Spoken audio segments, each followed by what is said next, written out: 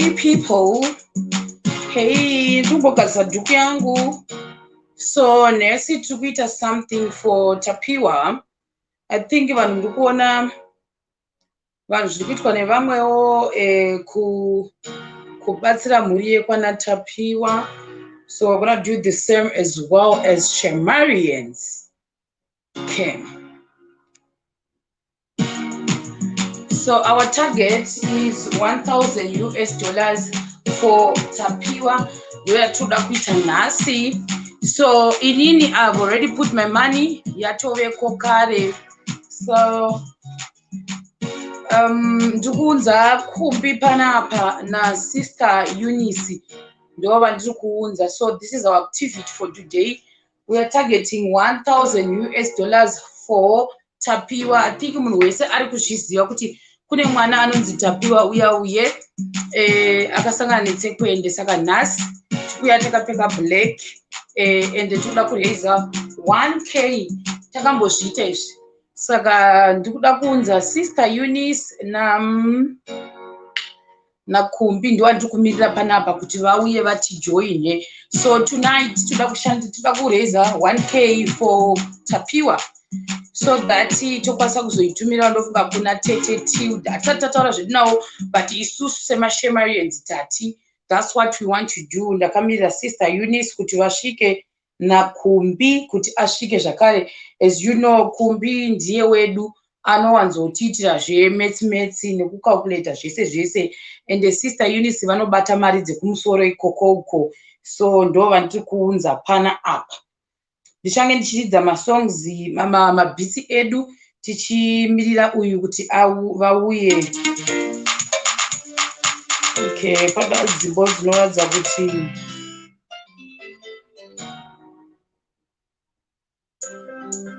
saka I think ndichashandisa mabhitsi aya.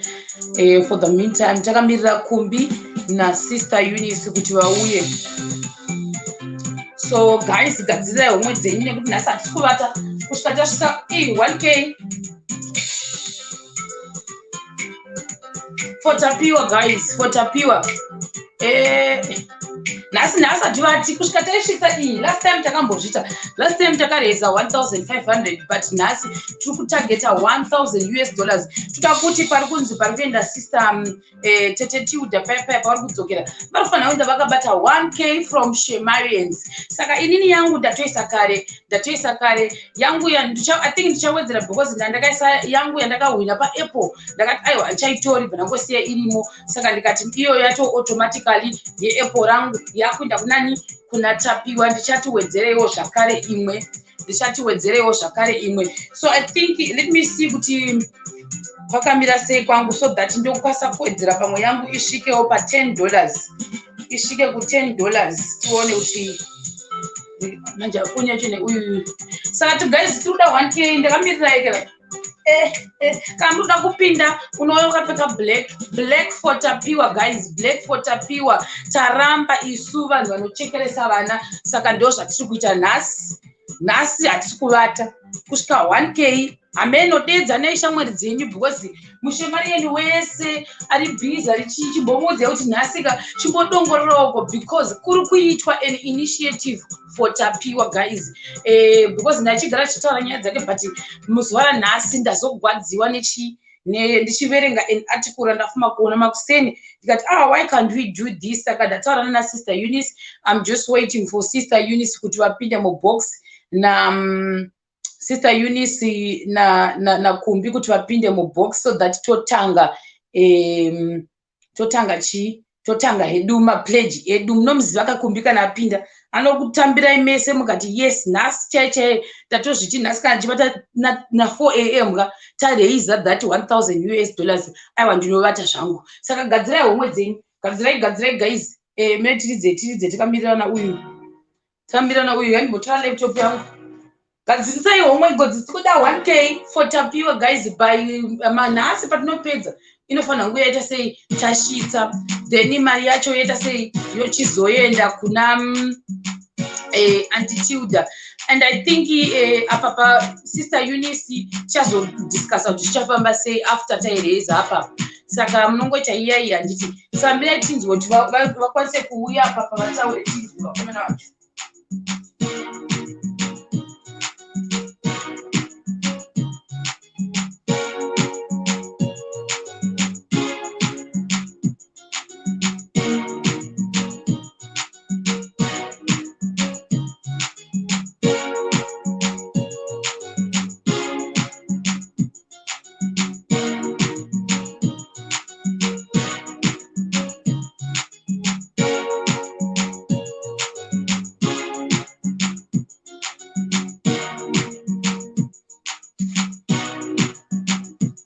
Oh, dedzanai guys, dedzanai nhasa haiwa dedzanai guys vari kuma +44 vari kuma +263 +277 +14 something nhasi hatisi kutovata ende nhasi kana ndichapera chigurokuro nhasi I'm willing to do that.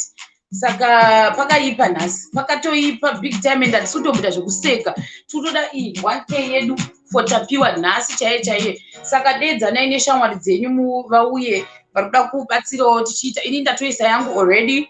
Saka ndamirira vamwe kuti vagoisa. Tamirira Kumbi, sister Kumbi zviri akuti sister Kumbi sister Yunisi zviri sei mina ndipose. Alright, taurai zvenyu ndichimbobadza laptop chimbotaurai nevanhu. Yes, Shero. Hello, all the Shemarians.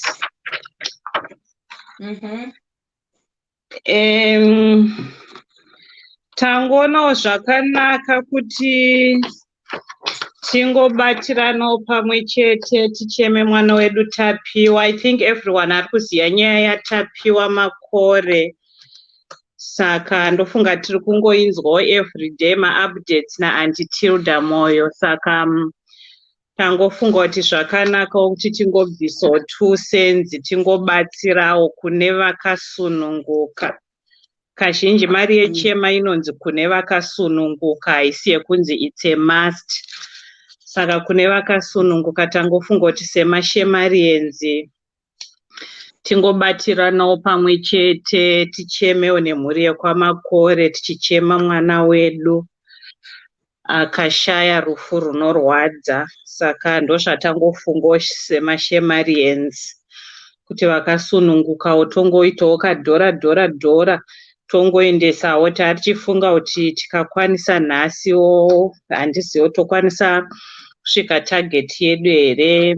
Asina nchifunga kuti tikasvitsa target tomba tangoendesa mari yacho kuna Aunty Tilda Moyo because Saturday vava vachiti vari kuenda kwaMurehwa tomba tangovabatisawo tongovaudzawo kuti zvabva kumaShemarians. Saka ndozvatatarongawo kuti tichemewo nevanochema tichichemawo mwana wedu Tapiwa Makore.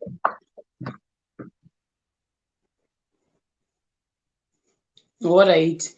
Pamene volume yangu kuti yaita sesa vantsvaga ma-earphones ekuti ndione kuti yaita here. Alright, mechona. I think ndarasa ma-earphones pandanda ndakakwira taxi. Mina rambai muchitaura sister Yunisi pamene ndimboisa music. Kumbi handisi kumuona manje kuti ari papi. Kumbi please uya please. Kumba I think ari kuuya manje anga achipedza anga achangosvika kubva basa but manje I think 1 minute anenge apinda zvake. Chimbotauraika kuti vanhu vari kubvisa mari sei, how, what vachiendesa kupi kana muri ikoko vari kukubatai how? Vanenge vari kunoku vakasununguka I don't mind kupa ma-bank details angu. I think zviri easy kungotransfer ma-account mangu ndichingonyorawo pasi vabvisa kuti abvisa mari and then vane ma-PayPal vanotumira kuPayPal yaSHEMATV ndo mafungiro nemarongero atanga taita. Vari kuno vakasununguka zvavo vanongoisa mari mumabank details angu ndovapa vanoisa maaccount mangu and then vane maPayPal vanoisa kuna Shema. Saka ndo zvatanga tafunga. Kozoti like vari kusouth pane vamwe vasina PayPal account, vamwe pane vasingakwanise kuisa muPayPal, vamwe vasingakwanise kuisa mabank account. Saka vari kusouth kana iri yekutransfer kumbi is there as well. But kune vari kuno kwavo, no pressure. I'm happy kuti muito zvakakusunungukirai. Anenge aisawo ndongonyora zita remunhu pasi kuti ndingaisa mari yakati, toona kuti mari yedu yasvika pari, tongoendesawo semashamarians. Okay. Then vaya vanenge vachida PayPal, mira ndibve ndaisa PayPal yedu yatinenge tichishandisa muzuva ranhasi. PayPal. Then kwamunokwanisa kundisendera message muchida madetails aSister Eunice. Handiri kutobva kuona yakanzi pane munhu akada kutengera t-shirt kumbi, akada kutengera t-shirt Tanya, ndichataura nemi sister. Regai ndimbotanga ndaita zvauyu zvatapiwa nhasi. Okay, PayPal toti inonzi Manjera, right. Then phone number dzamunokwanisa kundisendera message. Try to send a message ipapa +66 800 91 5372. Saka munondibata ipapa apa kana muda kumadetails, because hazvizoiti kuti titaure madetails avo panapa. Saka mune makubatana kuseri naSister Eunice, right? Saka ndo patiri apapa right now. Saka kumbi chachamwari uchiyochekera. Ganibozama kusharewo this link as well ku WhatsApp status kwangu neku YouTube. Tione kuti tingakwanisa kuwanawo here 1 or 2 few people vanokwanisa kuti joina, so that zvotiitira easy. Muri kundinzwa? Ngandimbofanira kuisa karedhiyo kangu ndichigadzirisa 1 or 2 things. I'm coming. All right.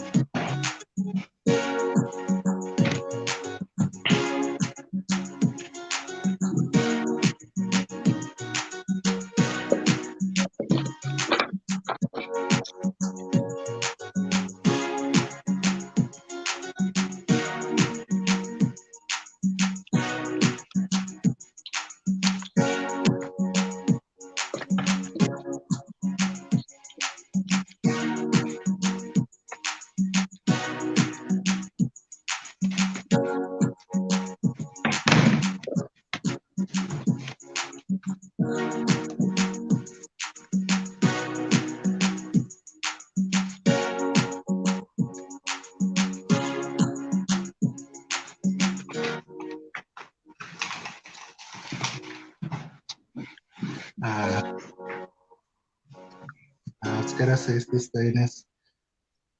Yes, kumbi ndaip. Ndaswera.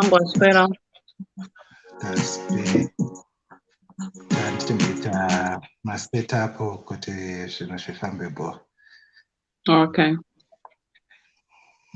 Well. So maskera say Shemarians tinokukwazisai mukati mezuva ranhasi. Tiri kuuya pazuva ranhasi tichiita sezvatinosingoita pane nguva dzatinosangana nedambudziko dzemashamarians.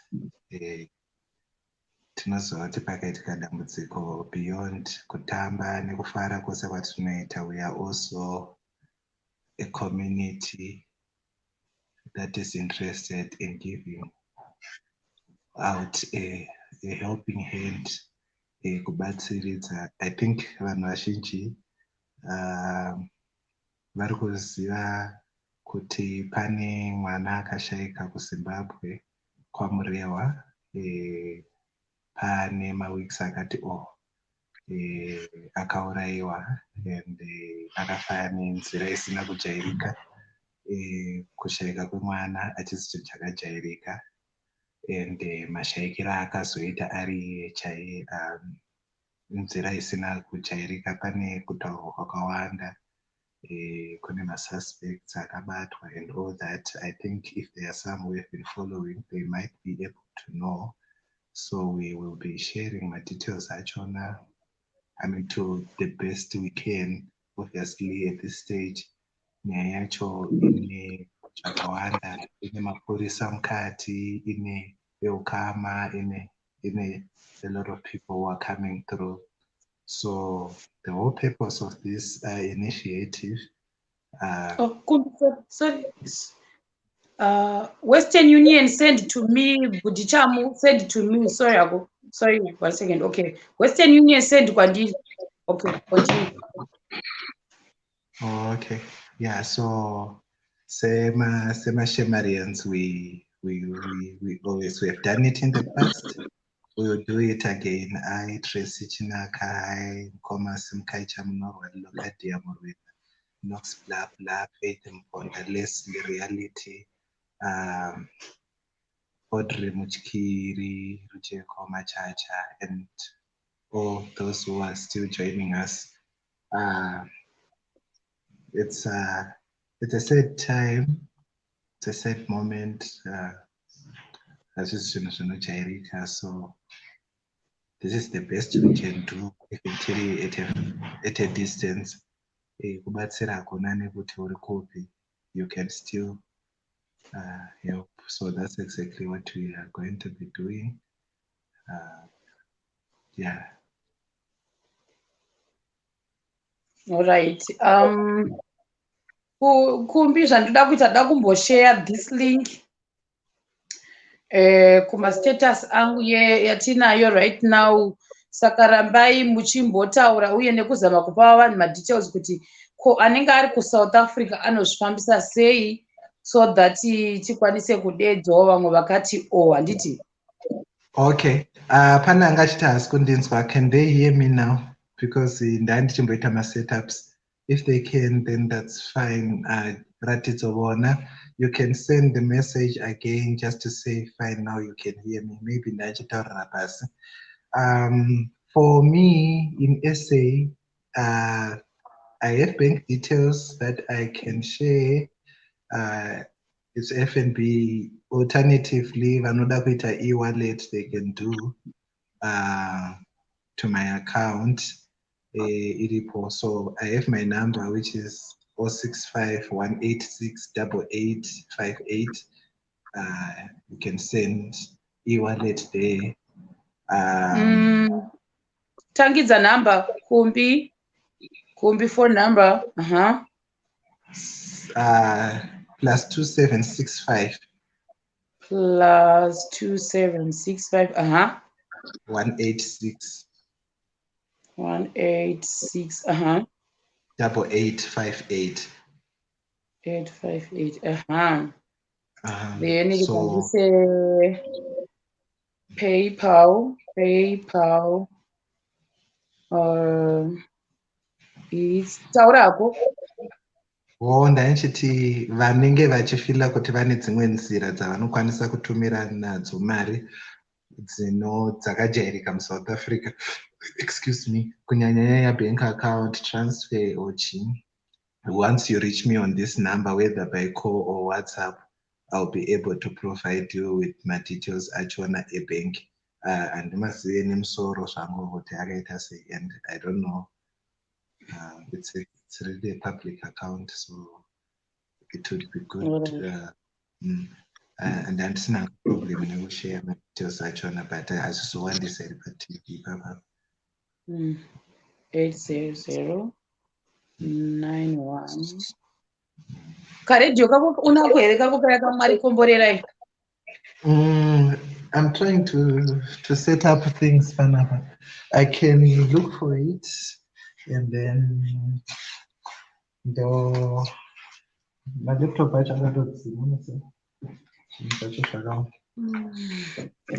ndo yakugara apo. So vari kuda kubata kumbi vanenge vari kuSouth Africa vadaita zvema-e-wallet number dzake idzo mobva maudzwa kuti zvofamba sei. Then PayPal yangu iyo kune ava vanoda zvePayPal manzvira ach@yahoo.com. Then vari kuda nhamba dzaSister Eunice. Sendai nhamba either kuna kumbi kana kwandini, munopiwa nhamba dzaSister Eunice. Vanobva vaita sei, vakuudzai, vakupai madetails ekuti munosenda sei. Already pane mumwe atotaura kuti ndiri kuUK ko uyu achoni Sister Eunice zvavo towanza kuti kuseri because madetails awo atiwanzi kuti ange ari pana apa. Saka textai nhamba idzo either yakumbi kana yangu kana kuda madetails aSister Kumbi tinongokupai zvakare. Motaura chizi and Sister Kumbi wa uyo akambonditi Mustina nezuro. Ai zvinhu zvacho ndongodaira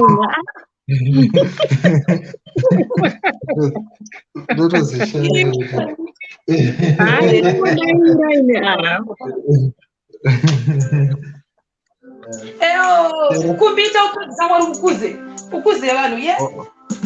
Alright, Mira ndise laptop achacha ndokwe. Alright. Guys, super $5. Tudo $9.95. Kana ukange wanditumira neWestern Union ibva ngoticheka ndobva ndatarira kufoni yangu iyo. Kana kundisendera message pane foni yangu yangaisapo. kuno kuma plus 44 kune kuma plus 44 tine £100. £100 kuma plus 44 zvatotanga iwe.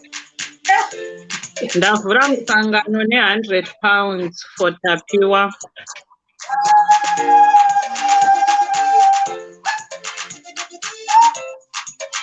Ayo.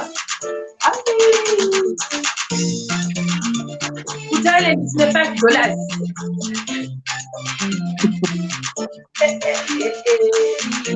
So that's not what $125. That's not a converter.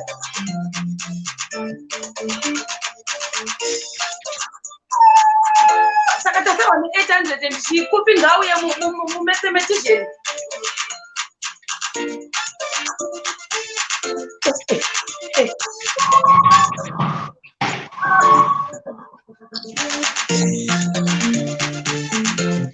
Kumbi? Yes, and ndachimboseta Lucy Pavunga. Sorry, send a message by phone number yangu yo +66 ndokupa izvozvizvi contact yani ya Sister Eunice atiise panapa because of different reasons. Saka send hai ukotokupa episode yani ya Sister Eunice. Tapa £100 mari kuma-US handizoziva nje. Depende kuti rate iri papi, maybe $125. Depends kuti rate iri papi.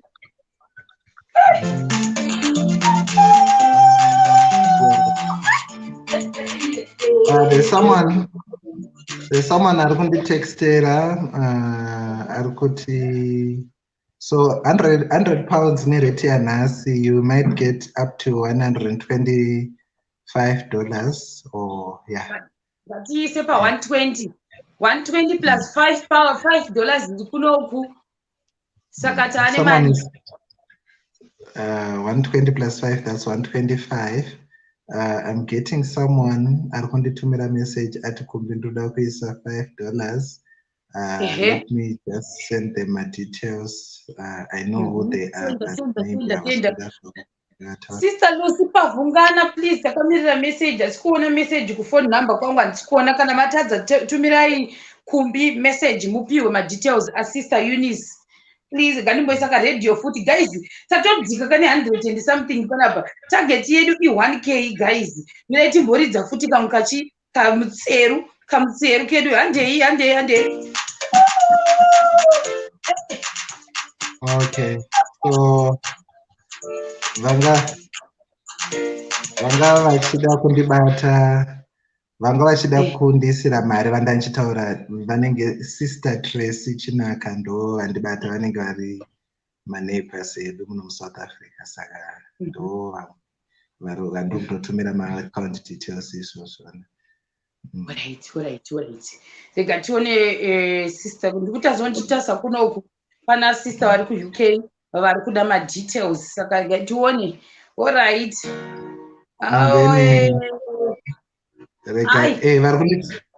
Vari kunditumira mamessage motaura kuti mondiudza kuti can I mention you or not, so that people vanosiya. Vane vachida ini nangu kune vanenge vachiisa ndichangonyora pasi, but kana vachida kuzotaurwa then it's okay, but not kutaura kuti vaisa, but kungoti build a momentum, and also I know kuti everyone else anogona kuti no one musandimention, but just to kutetezve kuti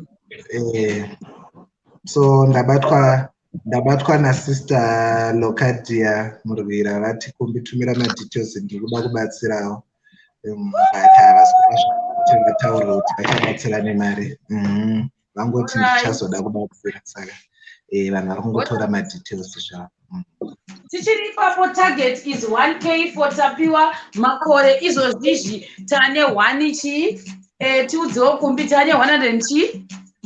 So pane yabatika yatabata maoko tane 125. We are working with £100 tichiti $120 plus $5 ndizvo kashero, pane $5 yawataura, saka tipa 125. Then vamwe dzichiri pending nenyaya yekuti vari kugadzirisa nyaya dzacho, vari kunyatsotora maaccount details sezvazviri. pane muShemarian aisa £5 maaccount mangu. I will ask here kuti arikuda kutaurwa here. Pane muShemarian atodhiposita maaccount mangu.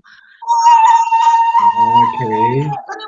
So kumbi mboita morari shamwari, uri kunyanya kuzoita easy afternoon ita morari kumbi shamwari, uri kundikuwadza. No. £5 yapinda viranchage. Uona kuti ndandisiri padhuze nezvinhu zvangu, saka ndichiri kutraya ku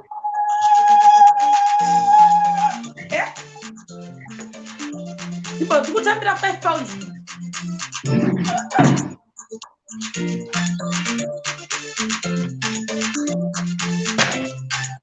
Nditsvage peni.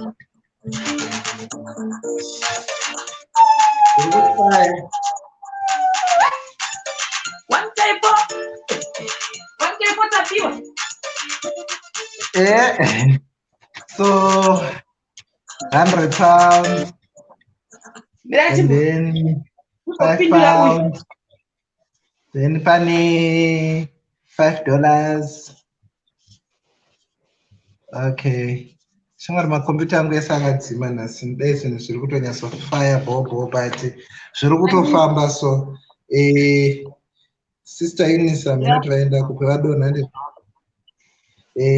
ndoti vaone vadzoke. Sister Eunice vadonha, mira ndibhokusiya uri panapa ndiise madetails. Ndisiye nditi zvakanese. Ndione mukani makari kwa munhu. Jesus Christ. Kuseni kusazviitika. Mira ndichange ndadzoka ndigotanga kuisa kuipururudza. Andisikuziva. Hanenge kurova. All right. Jesus. Jesus. Jesus. Jesus. Oh. Anenge kurowa chamwe. Vakopanda to brigade. Fabrigade wa mari. Fabrigade wa mari. US dollars. 50 US dollars. Unozode.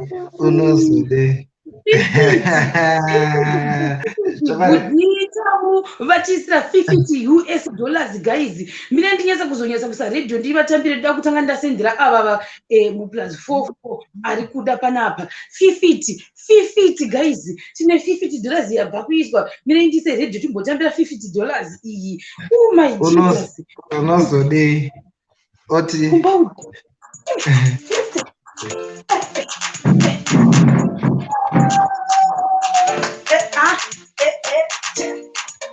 Ayo.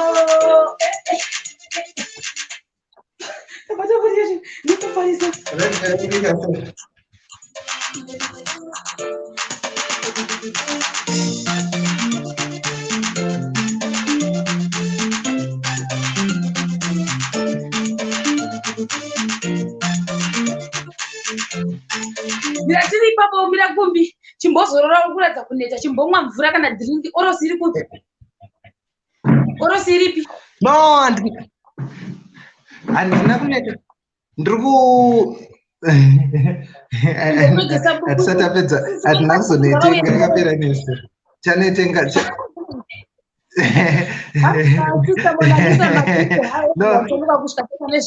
tiri kuita nezvekuti tirikuda kutageta 1k US dollars for Tapiwa Makore as Shemarians. Saka izvo zvitapa mari kumbi. Okay, andisati ndarowa maconversion pane 100 pound yapinda pane 5 pound yapinda pane $5 pane $50 yapinda ticharowa maconversions edu pane 5 pounds yapinda kunoku kuma +44 right now maaccount mangu. Meaning okay, all right. Okay, so 100 plus 10, that's 110 pounds. Plus 110 pounds. And then kuna share tane $55. And then kunoku kwapinda 210 rand. Ndaudzwa kuti pane ndikuona pane 210 ya transfer. So 210 rand tiri kungodzisiya dzakadaro, so then tozorowa maconversion achona.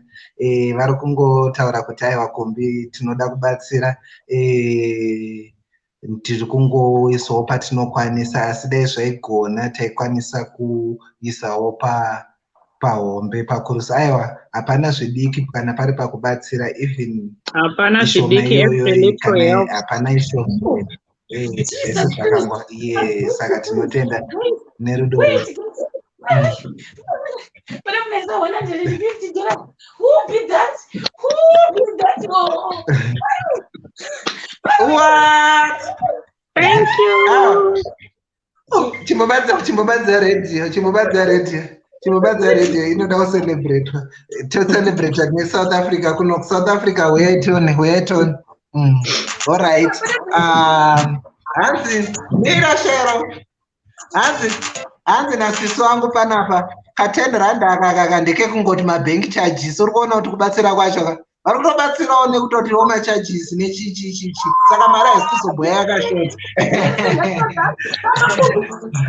Kupi jira rako riri kupi? Tora jira rako riya rawaiziya naro musi wemaapple. Tora jira shamwari. Mira shamwari, nhasi sister waita tara cleaning mumba ndikutotsvaga zvinhu usikuona ndosaka ndakatsamwa here, asi kuona pane zvinhu zvangu. Sharon, unokwanisa kuisa linki palive here, because apa foni yandiri kushandisa iri kupinda mamessage evanhu vari kuda madetails, saka isa apa ndishandise iPad because ari kupinda pafoni mamessage. Alright. Saka isa panhingiri ndiite neiPad. Okay. Remind me, adon chirongwa chanhasi ndechei? Chirongwa chedu chanhasi ndo ichi. kuti mwana uya Tapiwa Makore akashayika nenzira dzinogwadza dzisingamboiti. Shemarians kati aiwa ngatiuyewo pamwe chete tibatsirane tiisewo $1,000 inokwanisa kuinda maybe naAntitilda musi wemugovera handitika Shemarians. Saka ndivhure mameseji tichiona kuti tipe kumbi madetails kuti taane mari kuPayPal right now. Hanenge kurova. Madetails ngawe nasu nandiregerera shero zvinhu zvangu zvese zviri slow. I don't understand why zvinhu zvisiri kucharger and all that, but it's fine. We will do it the old way, but we will get there. We blame ourselves. Guys, so kazuva nhasi tirikuramba tidzokorodza 1K for our wide. Saka nyora kuti wow Jesus. Hanenge kurova shamwari. If this is more than 150 handizozi kuti kaikonvert anenge yava imari. Asi I'm in shock. Kunenge kwauya mabhati. Saka nyora uri kunyora here apa nyora tione. Ndikunyora. Yapinda ini handizozi kuti macharges ichazoita sei, but iri kundiratidza kuti 5,962.30. So maybe inogona kunge iri kuma 160 kana 150 something. Handisinyatsa kuziva takana taconverta. Then kune mumwe futi aisa uyu ndiri kutobva kuiona izvozvi aisa 200 bahts. 200 bahts, yes. Ziriko kuPayPal ikoko nyora futi 200 bahts. Okay. So pane 5,000 bahts. Then pane 200. Pane 2,000. Pane what? Pane 2,000 bahts. 200 bahts. Then imwe yangochitaura manje ichi 5,000 bahts. 5,962. Yeah. Pakawo. Inenge kuma 160. 5,900 5,962.30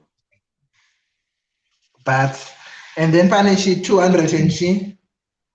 Then kunengorine 200 bahts 200 bahts. Okay. Ndaibata. All right. Another one yabva kupinda izvozvi. Pane yabva kupinda izvozvi 2,554.65. Jesus, you love us too much, oh, too much, oh, too much, excess, oh. Your love is kind. Ndiverengera mari yandakupa tinge tichifambirana pamwe chete. Okay, wanditi pane 5,962.30. Then ukatiwo pane 200 bahts. Ukatiwo kune 2,564. Ndizvo? No, 2,554. 54, all right. Dot 65 cents. All right. Zvakanaka. Wow, ngatimboisa radio. All right. Timboisa radio. Iwe. Thank you.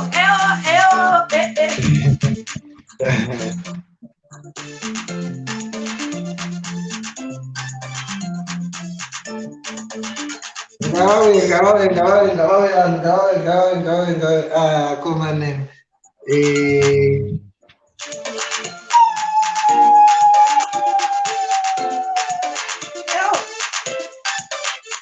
Hi. How far? So far pane mungati no kumbini ndoda kuti iwe direct mangwana mukuru saka chaisa mangwana because ndochikoti inozogona kutora nguva saka changoisa direct bank details mangwana makuseni saka takagodayo zvakanaka sister tinongozvitenda zvakadaro saka zvinhu zvakangonaka tiri kungotenda nekubatsira kwamuri kuita saka so far hatisataura hedu maconversion pane 100 pound yatanga ichangotibata tichingopinda ukauya 5 pounds zvakanzi nemwayo wainendoisa $5 zvakanzi nevamwe allright ini ndangoti rega ndise $50 pachibuda $50 pakapinda 5 pounds pakabuda 5 pounds pakauya $150 kuno kusouth africa kwakanzi aya rega timboisawo 210 rand tichibuda imomo takanopinda 5,962.30 bahts. Then kwakainge 200 bahts tichibuda imomo pakapinda 2,554.65 bahts. Saka aiwa vanhu vari kufamba hameno sister inisi vanenge vari kungotaura kuti ndikuona kunge vane zvavari kuda kutaura. Taurai tinzwe sister. Apa ndichiri pane vanhu vari kuda madetails saka ndo vandiri kumbotextira navo.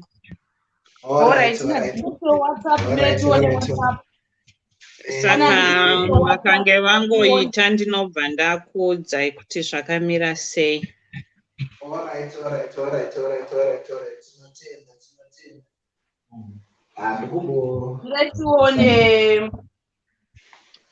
Alright, pane munhu ari kutondibvunza madetails asister Eunice ndirai ndisende futi +44 ava regai tisende kuva +44 nhasi sister Eunice munenge muri busy ndatoendesa apa pana kuda kuisa yavowo. Alright, oh my god, pane ari kuda uyu toita sei ari kuti hanzi ari kuti handisi kunzwisisa apa kunyivisendi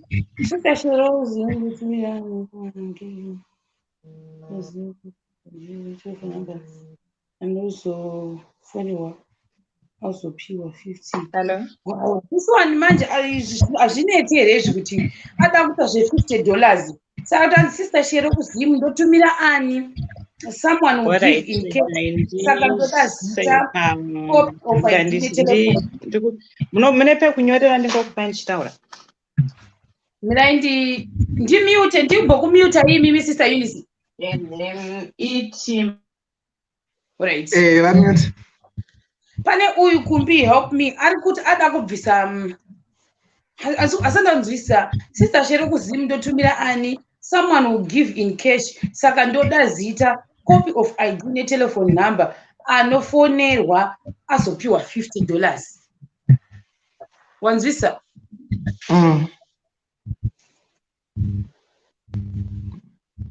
Right, what did you asada usisaini.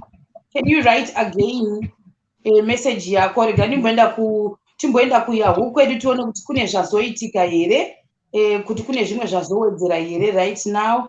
Regai tite refresh tione kuti pane madhuna mutuna mabhinda uku aitika futi here tiriko kuseri uko. Regai timboona kuSouth Africa pane zviri kuitika here kuko. No, South Africa ndakatokumirirayo vanhu vaMwari tichingobatsirana takangomirira ndiri kutombocheka nhamba dzangu kuti ndione kuti vanhu varipo here mukunzoko. Handina kunzwisisa kana uripo wari kuziva kuti wandisenda message senda again handisi kunzwisisa kuti vari kuti chii. Alright. Hamukwanisi kuita Western Union here kwandiri inini kana muruda kuisa itai Western Union kwandiri Western Union inoita itai Western Union kwandiri inini zvinoita futi rega tivape Western Union kana tiri pamwe chete tikufambirana itai Western Union ndinenge ndikusenda madetails Thailand. Right. Saka mina ndisende madetails. Chimbori dzakakasongoka kukaike. Andina ningiriki shero. Yes, hapana. Uri nasi zvauri dataless and phoneless and chargerless. No, ndine phone but laptop yacho ningiriki nangu ameno zvaro kuita materminal. Kana phone but phone usatye phone inocharge usika handina kana uzondikuita ndisiri munhu ivava ameno zvazviri kutofamba ipapa Right. Vanobva kupinda vere tiri pachirongwa che$1,000 for chikomana Tapiwa muri kungoiziva nhau iri kutenderera paintaneti zvisingaiti. Saka tati as Shemarians, why can't we also do something? That's a target yedu ye$1,000. Hatitaziva zvedu kuti izvo zvichitiri pamari. Kumbi chimbova vanhu manyemwe umbotiudza kuti tapa mari wakonvheta zvese. Kana wakukonvheta rate yako ka let's say ikanzi i$125 bvisa $5 watotoita ne$120 in case kuti chi hatizozivi kuti rate yacho inozofuma yakaita sei tinge tichifambirana patarget. Kana yaita extra inoenda iri extra yakadero handiti.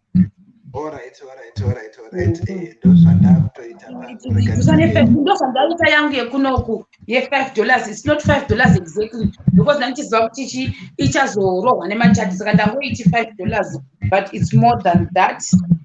Ndaidzikisa in case so zvakangofanana ne$5,962.30 but guys world remit kuti kusomalia kunoita world remit ndokuti world remit inoremita kose inoshanda inoita inoita world remit kutoda kutoti zvitoitwa panapa palive guys zvichitopera tomataziva kuti tavata target yedu hatisi kuvata zvedu nhasi kusvika tairicha target toziva kuti we are done and takuziva kuti mari iri kutoendeswa. Tichazodecida kuseri kwedu tozokupai update kuti mari yazoendeswa how kunani kuna attitude vachoni but tamboti titange isusu Shemarians kuraise $1,000 for Tapiwa.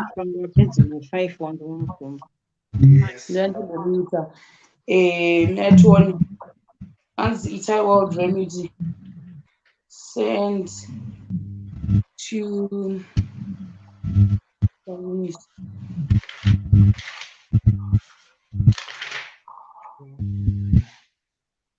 wanzi kwandiri kwacho hakuna saka ndizotoita zvangada kubvisa $50 saka ngada kuti aigera ngatimbomira ine $50 yenyu iyoyo toona kuti tomboona kuti zviri kufamba sei panapa zvekuzobatidzana mari hakuna munhu anokwanisa kuzoenda kunotsvaga munhu usiku harare kuti anotambidzwa mari. Toda kungozvita panapa tino mari toita zvokungoti tozvita palive zvobva zvapera ipapo totaziva kuti mari yacho tasvita mari yakati and that's it tapedza zvematransactions. Saka tinowanzoitira palive pane avo vanga vasingazivi kuti tinozvifambisa sei. Kune vachangosvika our target today is $1,000 for Tapiwa Makore. Mwana uyazve akaita sei akashayika nenzira inorwadza. I think it's almost ndofunga a month pachingotaurwa nezvenyaya yake asi mushure mekunge nhasi kuti ndinofollowa attitude vachiita malive avo ese ndangonzwa kangawo spirit wakangoti aiwa why can we not also do something for Tapiwa Makore. Saka ndosaka nhasi muri kutoona takapfeka black ndobva tanyorawo chikwangwani chedu kuti 1K for Tapiwa and go well as Shemarians. Saka izvo asati zotapa mari zvedu target yedu asati aziva. Saka tiri pakumbi ndiye muzvinamedzi kumbi ndiye muzvinamedzi ari kuita medzi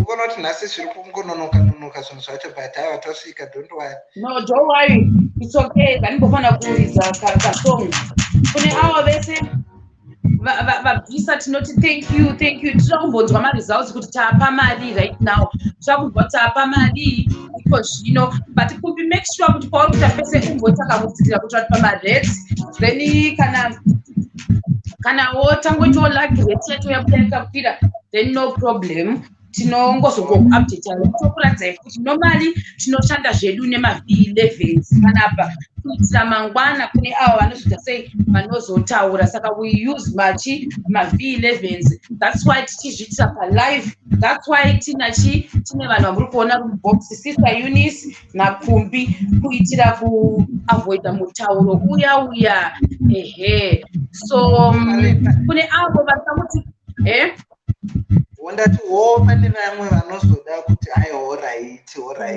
kana vakatira mari like papamba all right it's fine like ipapapa tiri kuti kumbi paari kuita especially marate ekuno kuthailand ngaadzikise ne-certain amount because ichazobuda mupaypal yabuda mupaypal ichazopinda mubank then pakuzosenda paypal pachabuda then izvozvo zvese tinoya kuti tichikupai nema-v11 tinomasenda kuna sister unis tinomasenda kuna kupi as well kuitira kuti pave netransparency. That's how we do our things on SHEMATV. Tinozviita online zvoga zvatorera palive ipapo one day. Kumbi wapedza? Ndapedza ende tine yatinotaura iye kuti margin of error kana tichiita zvatinenge tichiita tinongoshanda nezviripo tinowedzera tina zvatinotora ndangoshandawo ndichingoita kumarate twachona nenyaya yekuti hazvisi kutanga tichidhila nenyaya dzakaita seidzi. So far ndiri kuona tiri between $360 and $390 saka tatopusha singaite ipapo because 360 and 394 ndo margin yandashanda nayo kuitira marates nemaconversions edu. So the highest 390 butitamu waiisa here. Oh my God, kupaypal kwakunedza pinda, kupaypal kunedza pinda, kupaypal kunedza pinda. Yeah, this is the one. Pane munhu atedzivhaisi inini? Handizozva kuti ndiana nedivhaisi pamwezi. Mirai tione ndidzokere kupaypal. Saka uri kuti 360 390. Yes, ndo range because ndangora maconversion yedu target yake pa 500 apo takutosvika guys, we are almost there. Apa $50 yedu imwe yatoenda mahara ka because ari kutadza kusenda munhu. Saka tsvagai wewe kuti pawanika imwe means yekuti $50 yacho itupirwe nhasi iko pano palive nekuti vanhu vaShemarians vanoziva tiri vanhu vari very very transparent. Mine ndimboenda pa wagadzirira here kumbi, wagadzirira here kumbi, wagadzirira here. Jesus, person who destroy me today.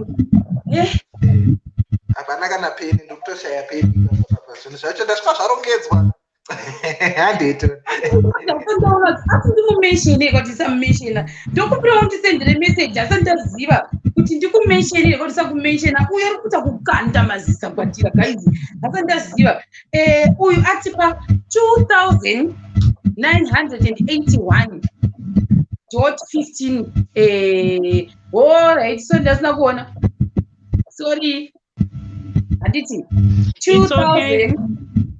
2,981.15 cents nekumabhadzi.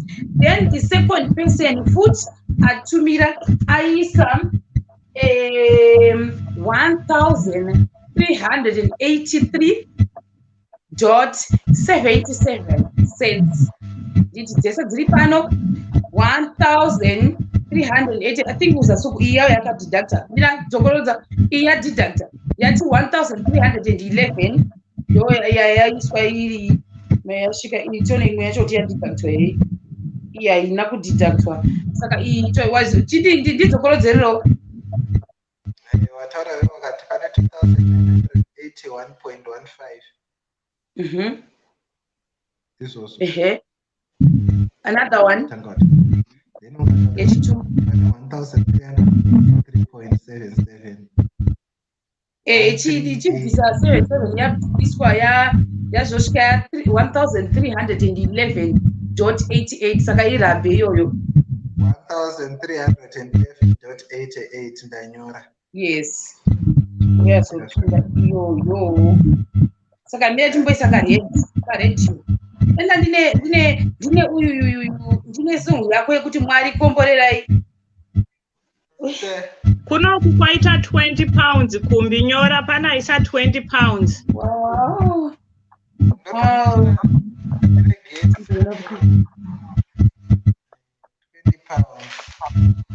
20 pounds. That's my barangisha, but zvinobuda ndezvaMwari kana zvina Mwari chete zvinoita. So tisu tikati zvona 2,900 baht takaisa kumadollars tinobudawo tine mari iri kutaurayo kuti tinenge tichingotambira ikoko. Aiwa chero handinombozova kuti mari ichafamba semaita. Ndiri kutongorowa hangu confession yangu nemari kuti anofamba sei. Guys, help me guys. Pane iyanzi kusiyandinyorera yakadai. Pane munaisa 1,920 but iri kunditi hanzi notification of a pending e-check payment zvorevei.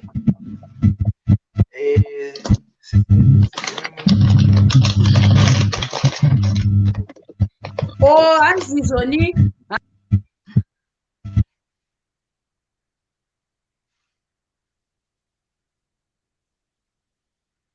inotaka yangaenda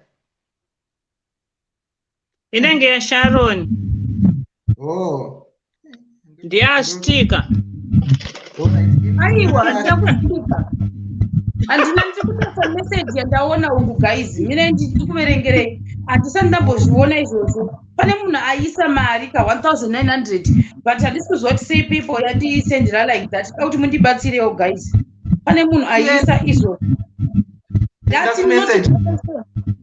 Ndakuverenga hanzi notification of pending e-check payment. Ndozvayanyora. Yemunhu iyeyu aisa izvozvi. Katoreka kuverengera. No, enda direct kuPayPal kwako unotarisa kuti yapinda here kana yareflector yangopinda yapinda wakaenda direct kuPayPal unoona kuti zviri kufamba sei. Alright, natural.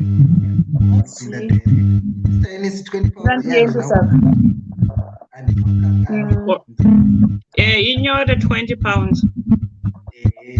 So ndazongo isa alright. Aiwa, Mwari mune zvinhu izvi ndozvandiri kutoona asi si zvege. Mafambiro ari kuita ndiri kuiona kumbi.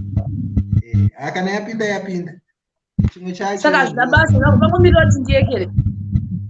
Iri kutonzi aiwa yanzi zvoni kunoku vakanyora vakati hanzi money received pending ndo zvavanyora but this is 1,920 so handizozviorevei manje vasanambozviona. Mira tione kuti because ini handisati ndamboona hangu zvakadarona but ndozoti kana yapinda zvimwe zvainozosara ichinyora handizivi zvangu kana yangopinda yapinda ende ndiri kungomhanya nadzo. Pamwe kwayatumirwa pacho pamwe inenge ichikliwa kungotu amen handisivi. Mira timboona tione but it's 1,900 and pane munhu ari kupinda apa. Precious da kutanga ndaona face yenyu kuti yakamira sei tizive kuti tokwanisa kupinzai here mukati. Pane munhu apinda apo hatisi kukwanisa kumbokuedhai right now. Thank you vese vaisa vanhu vazhinji vatari kuti hanzi musati menshena. Thank you kunana mother kunana gogo vana sister vana brother vana bhudhi vese. Thank you very much. Tichiri ipapo zvakare bhudhi kumbi vachekera. Saka toita sei iya because inini total iri kubuda kwangu mbera ndikudze total iri kubuda kuPayPal kwangu is 13,039 ndio iri kubuda. But kana yaedha idzodzi yacho yapinda 1.9 something yango uchada kutaura ndangonyora kuti 19 but kana yapinda iwo chimbotasa pandadza ndakuudza kuti yaedheka ipapo here patotal sasa ndambozviona izvi zvitsva because taita isusu 5,962 baht tikaita 200 baht tikaita isusu 2,500. Hanzi inenge isiri 100% cleared chimboiisa ipaside. Asi ndatatanga kuzvionawo nhasi guys asati ndambozviona like I said asati ndambozviona zvokunzi pending handizvizivi zvofamba sei. ndikutsvaga madetails angu aye. Right, no haisati yakliwa shero kana chimbodzika nhasi kumboita zvemari Tanya chimbodzika wangada kutaura kuti chimoti munhu watanya roda kuti chi Tanya yes Shema zviri sei nhasi tikumboita zvemari alright gani momoresa mama yes mama Yes mwanangu waswera sei mushe maswera here kaswera hangu mwanangu kuri sei koko kuno kuri kumbi mukomba kumbi uko zviri sei tiribo uri sei aiwa achina nhasi murumboita zvemari alright iribo Shero pane munhu anditumira screenshot ari kunoko akuisira 1920 but 8 hamene tinoverengwa sei ari kunoko ati ndeyake waiona ndiye ane iri pending I think kana singareshi azviite nekuti aite revert asende kwamuri mimi sister Eunice iri kutoshowa screenshot yaanditumira iri kutoshowa kuti yatoenda kwauri saka sei nyoro Mario haisati yaedwa pane yataverenga yako ichiri kupera so ndakuita haisati yaederwa because 30,000 but iri kungokwanisa ne2,000 nechine dzimwe dzetamboverenga 1,009 iyi haisati yakakliwa then ndopaverenga. Saka why don't we do this sister Eunice? Uyu kamunhu uyanda kutumira ngaatumire kwamuri mimi direct adi ngaite revert iyi mari ikai atumire 50 pounds yetu kwamuri mimi asizvo zvine musoro here. Alright regai ndimudze kana zvichiita itazve kumufonera imene ndikubvisei pakamera mumufonera nditi mutaure alright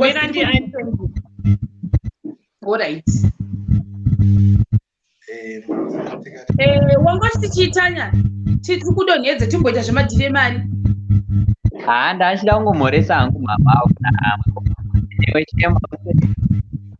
ndiribo mira ndokudonhedza katimboita madhire emari nhasi iribo sharp thanks alright ngandite so iri munhu ari kuda kuita $50 yakahanga chimbotogara inayo kana kutsvaga imwe way yekuti mutsvaga munoziva aise kwatiri kunoku panapa palive because tinozviitira palive zvokuzotambidzana zvino zviri a little bit tricky hatidi kunyeberana kutambidzana mari kunonetsa saka tipatotawo mari right now so far tiri kuona tichishanda nerange between $552 kusvika isusu pa560 tiri kutoti saka we are more than half way saka zvikuita one guys zvikuita kungoti izvozvi nguva kuno kuafrica dziri kuti idzo 7 kuuk dziri kuti 28:6 saka tikati in the next 30 minutes tikaraisa 500 yasara ndinoona zvichititira zvakanaka saka tanoshanda kutoti in the next 30 minutes vhurai maoko tione amen hauna kuedha iya yawaibvisa ka 50 pounds handisati ndaiedha iyoyo saka kana tikaiedha iyoyo manje tinogona kuswera takomborera mena chinzwe varikuda vane 50 yavo yavarida kuisa chimbotauraiwo navo vane 50 yavoda kuisa taurai chinzwe alo maswera semukoma wangu maswera here aswera inini handikwanisa kuita external transfer nebhengi rangu riri kunoku Western Union kunoku haibvumire kuexternalize mari saka the only way yandokwanisa kutumira is to send through a friend of mine ari kuno munhu wachona anopiwa mari kuZimbabwe immediately.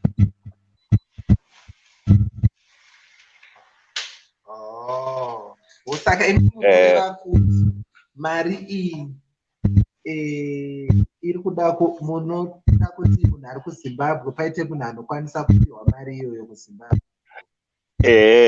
Even ndikangowana zita full name ne phone number yemunhu iyeye inini kunoku munhu uyu ndinomba mari, then uyu munhu ane business riri kuZimbabwe anongonopiwa mari ikoko, uyu ndomubhadhara kunoku. Saka isusu pashero zviri kutaurwa namukoma ndezvekuti dai pakuwanikwawo munhu anongogashira mari iyoyo. Handizivi kuti tingamuwana here munhu anogashira mari iyoyo, and then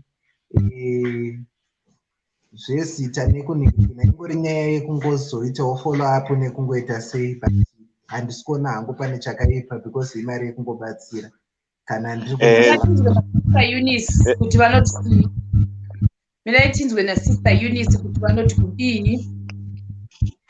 Izvozvo zvingatingoti tine 500 ndiyo yatinayo, handiti tongodhira nokuti tine wati 500 ndichikumbi 552. Saka izvozvi tine 552, meaning kuti tasarwa nechi 450. Totosvika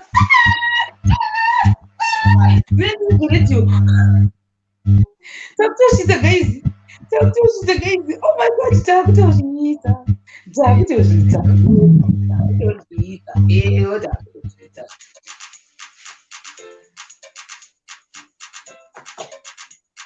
Miratidzwe Sister Eunice kuti vanoti chii? Eyo. Hello Shero. Tagadzirisana munhu uya aisa maakaunti mangu, saka kunoku kwane imwe 40 pounds. Wana kuzoisa iri 50 pounds yazosvika ya 40 handiti?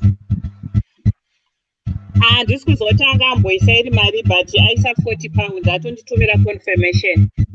Anga amboisa pekutanga kunoku 50 pounds saka asisa 40. Saka aita riveti handiti? Azoita riveti kamari yanga isaubuka.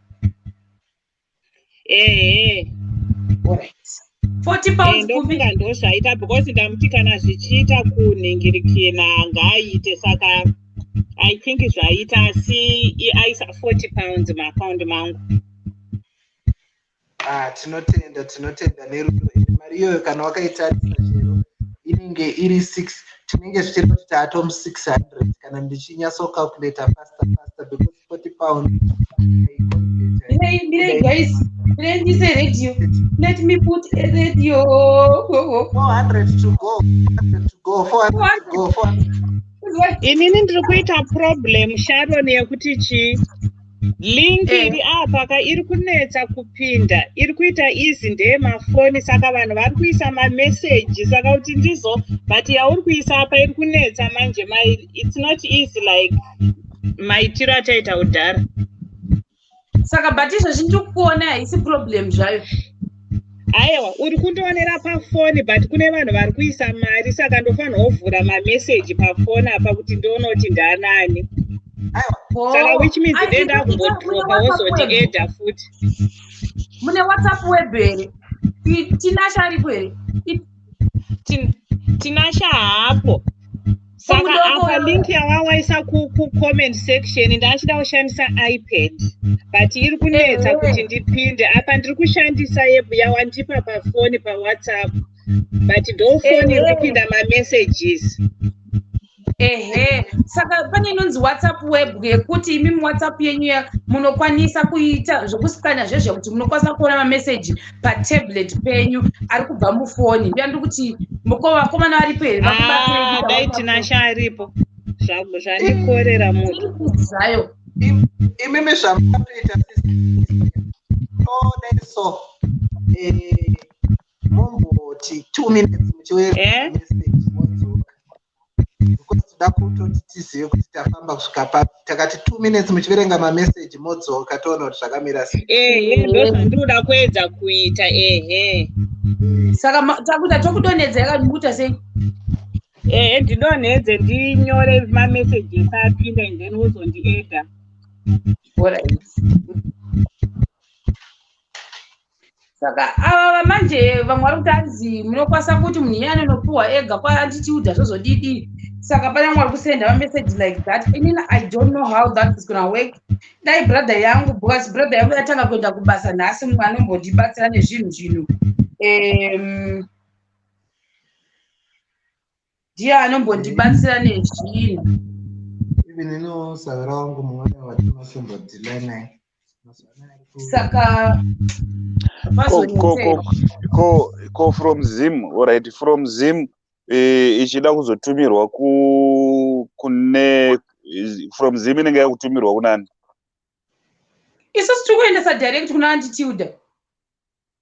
Muri kuendesa through transfer or what?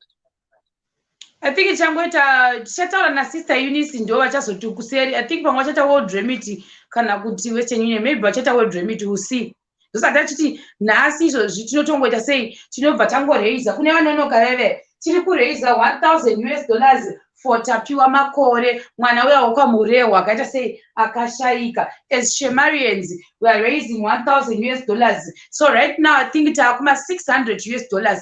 Tasawana about 400 or 300 something $. But the only issue manje iripo ndeyekuti brother avada kuti vatumire kuZimbabwe nesomeone what ipapapo manje pari tricky because isusu tapedza chata conference call yedu inini kumbi na sister Eunice. I think sister Eunice vachatumira neWorld Remit if I'm not mistaken, then voiendesa kupi kuna attitude votaurirana navo kana zvaita yobva yatongoenda because tiri kutargeta kuti before Saturday mariyo inge yasvika. Osaka sister Eunice ndo vanenge vachizotumira mari yacho through World Remit.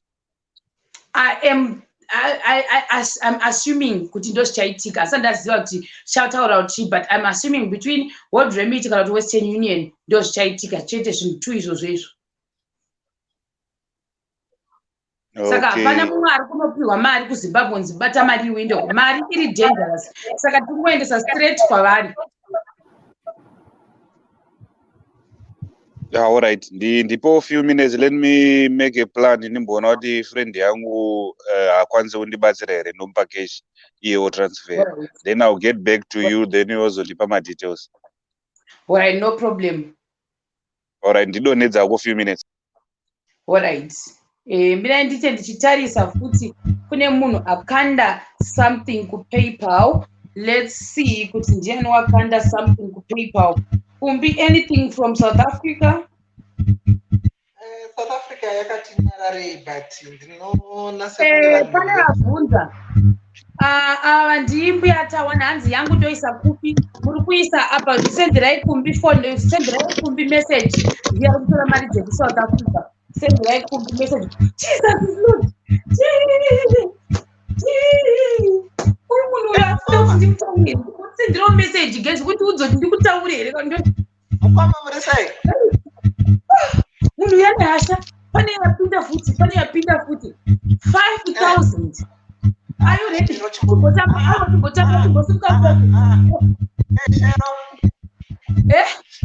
Chimbomira itaure zvishoma nezvishoma wati chi urundikanga nditenge ndambodzaretiyo because munhu unoyo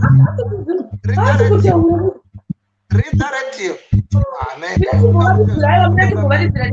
mina nditsvage radio ende ane hasha, ane utsungu. kudya maepoko imari itaura tinzi mina taiva tise iyi ambo wazoona bhati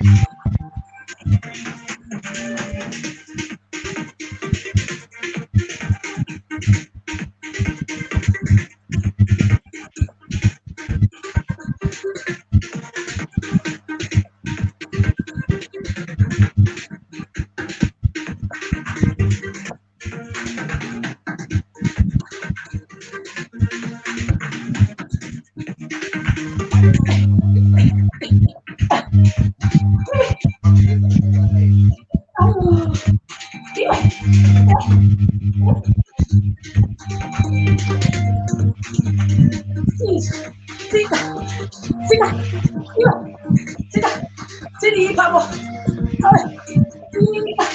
Usate bonga na zako pasi.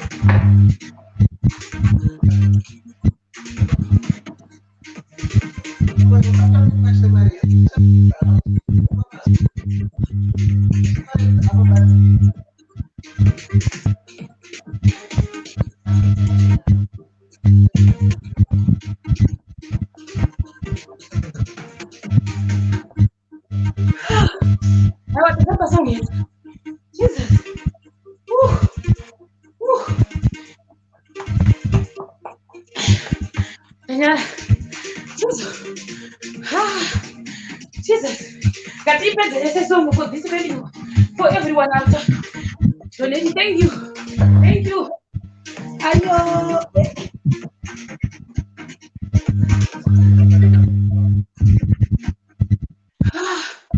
Hi, Tapiwa.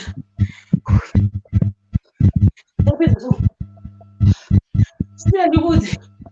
Shemari. Jesus. Jesus. Wait.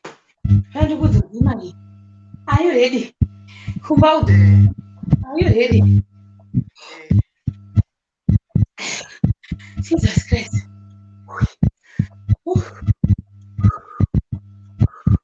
Bom breve.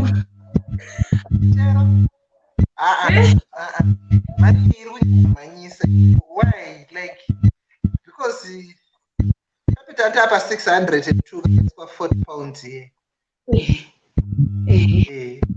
Do you know who it's not gonna show? Really? Mina usapopedza kupedza kwa manje. Mina ndikuudze kuti ayo vazondibvumiza kuti hanzi chingotaura sei. The Mutale family. Thank you very much. The Mutale family vari kukanda zvibhirigeri zvema 5k 500 and something. Jesus Christ. Ndivo vataura zvako. Saka the Mutale family. Thank you very much. Vari kungokanda zvibhirigeri zvazvo 5,000. Mbichana slowly but sure. 5,000. 9 6 2 eh 5 9 6 2 dot 3 0 5 9 6 2 0 5 9 Nigeria, I'm going to 5 9 6 2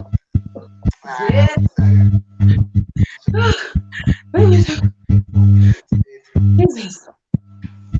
Oh, my baby is here. My baby long time. Baby. Uri boy chimboisa fesi kuona onda kusuwa shamwari. Ndiri murima. Oh. Sorry, correction. Mutale, not Mutale family. Mutale. LE. Right, taura zvako. Ndatongoya kuzokumhoresa inhasi after mheno mamanzi 4. Robo. Mamanzi nasi pabusiness, nasi pabasa. Aiwa tikuzoona tiri kungosapotawo tiri kumashuri. Support please. Yeah, 1k. As soon as letting bones got to come and attack our man. We are almost there. Shema tanonoka kujoina ingopa one update. Alright, update yedu yatipita nasi ndeyekuti isusu sekuziva kuvanhu vese kuti chii pane nhau yatapiwa makore mwana uya ainzi akashayika nenzira inorwadza and ikatona almost a month nyaya ichingoti sei ichingotaurika kunyanya kuma-updates ekwa-attitude ndokwatikuona nyaya iyi. Saka isusu sema-Shemarians tati aiwa tiri kuda isusu zvedu kuvaendesera vanhu vekwamakore, baba namai vani vatapiwa makore vandopiwa $1,000 from Shemarians. Ndobva tanyora kuti zvake ngazororo murugare, ndobva tati go well. Tapiwa makore, asi izvozvi ndonase kuti taakuzvi-600 something mari yedu yakuda kutosvika manje. Target is $1,000. Ndo target yedu yepa-live stream panapa yemuzuva ranhasi.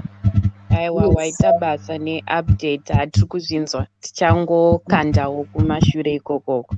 Aiwa, thank you my sister. Igwe chinekendeke igwe. Ndakuimbira song bye bye. Bye bye. Ndamukomana amboita ma-calculations. Kumbe zviri sei?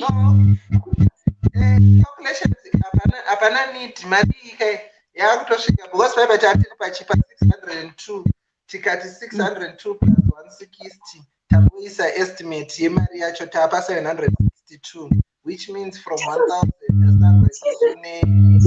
nemari 602 kunoku kumbi kunoku kwauya 20 pounds. Ndobva kwauya inyore kwauya 20 pounds. Ndobva kwauya 35 pounds from Sister Rubatsiro. Bless her. Ndobva kwauya 10 pounds unknown. Ndobva kwauya 5 pounds. Sister Ines, mimi kana mshtaura mari try kufema. Ninyi kuti imi makanjoki nini mati chi yedze mara adzifeme ndikanda kuita zvemara handifeme. All right. Mati imi kwaya 20 pounds. 20 pounds, 35 pounds, 5 pounds, 5 pounds, 10 pounds. All right. So in total, 55, 65, 75. So it's 75 pounds. Canada kaibata ni 35.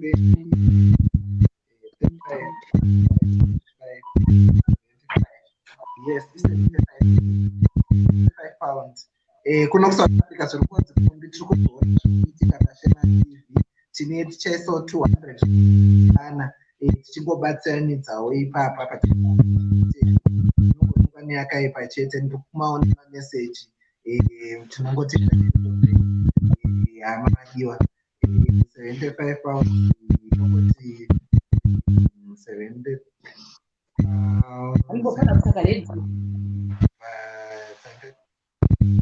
yes.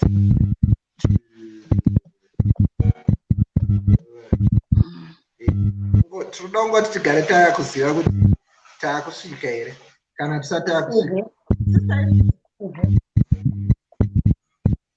Ndoda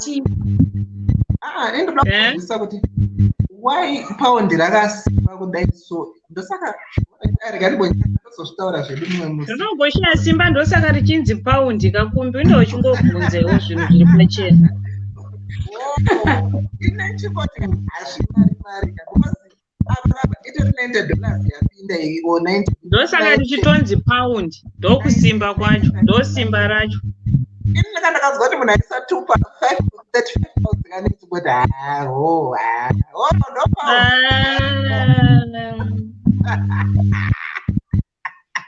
Saka tapa mari izvozvi. Tapa mari. 602 plus 160 plus 90. Akomanemi.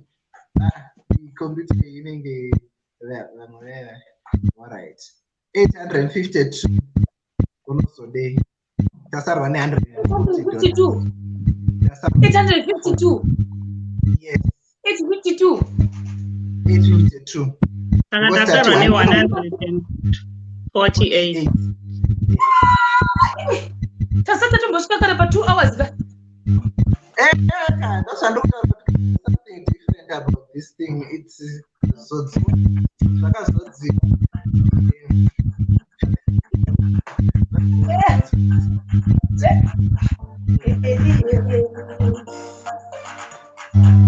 thank you so much, Shemarians. That's my also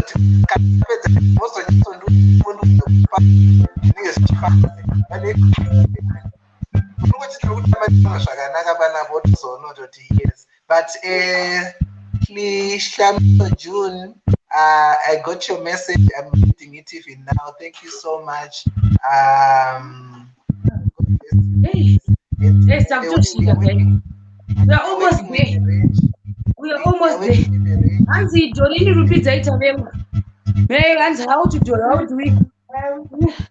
Yeah. Right. Send a number. It's Urikupi first of all. South Africa. Send a kumbi. My details. Utari nae. Kana uriku ma plus 44. Kana kune any country. Australia. Rikinika first at PayPal. You can do PayPal. Kana kutu dama details. Sister Eunice. Barikuma plus 44. Send a number. Yes. Nakubda. Ni wangu kutoka out of break. Nikufemberuka nikufara. Jesus. Sasa wani mbichana kapa. Sasa wani mbichana guys. Super 8 ziko super 8.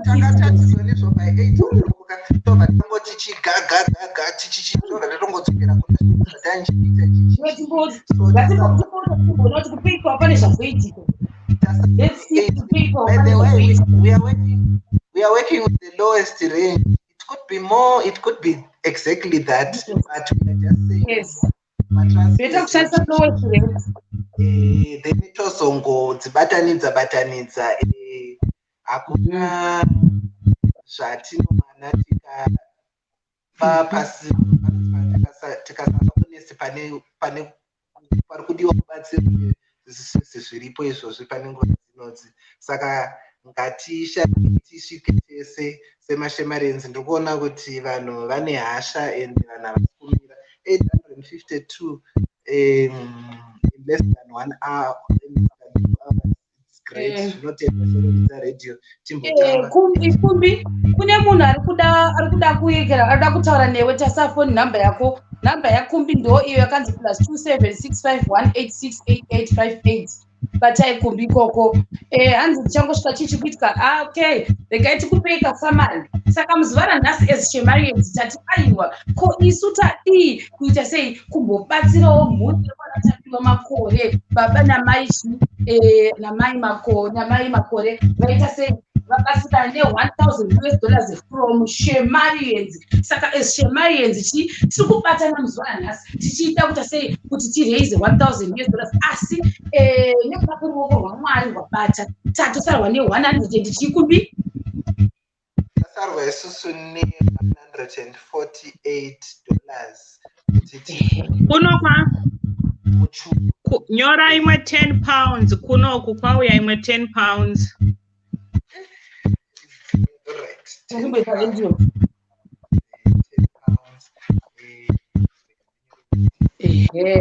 madonation tikuda kuta mari kuti iende pana uyu. As usual guys, vasingazivi how we work kana panyaya dzemadonations as SHEMATV as Shemarians tinowanza kuitira palive because hatidi zvekuseri zvokuzonzi ndichadai tinowanza kuzviitira palive seizvozvi toenda patarget yedu. Kana pane misariridzwa inenge yazoitikawo maybe kana the following day tinotozozvitaura kuti ngaichimira zvakare kuuya.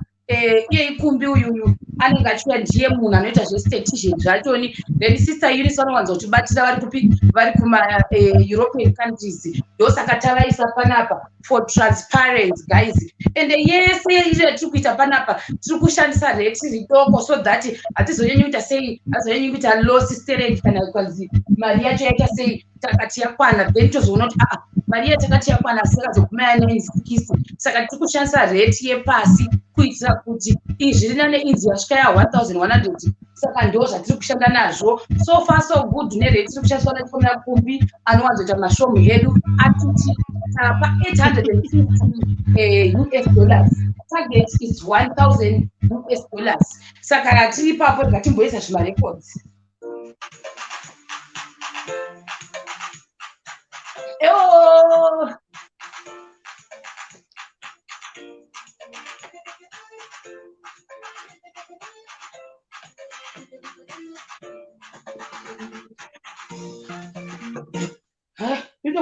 Kundisodedzewo pakazara vanhu ngapei. Naiwe undisodedze pakazara vanhu. Guys, 1 pound, 2 pounds. Tinongodzitenda zvese zvakare. Isai ikoko.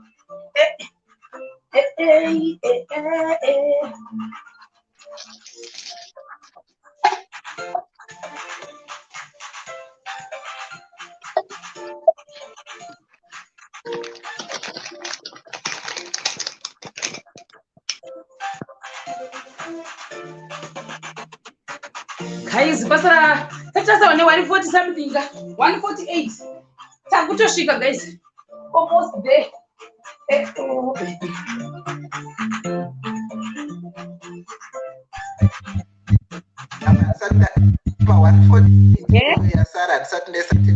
Saturday 10 pounds yatumirwa na sister and Saturdays nakangomira kuti ndingodzibatanidza ndingofundudzira 4 minutes to go rega timboona kuti tino chimbotaura da kumbotasa kupaper kwangu kuti pane zviri kuitika here unotasa paper mwana wamai tione kuti zvakamira sei. Well, thank you so much. I mean, that's what we can say. Everyone who has helped so far, we applaud you. Tinongo zvikudza zvinhu zvakanaka. Tiri takambomira tiri ipapo. Kumbi imboisa ma motivational speech tione. Wakambozoroda. Motivational speech kandwando kutaura sheroka. Ndikutotaura ipapo kutotika. Marigai. But well, guys, you know what? Let me tell you something. These days, Spanish and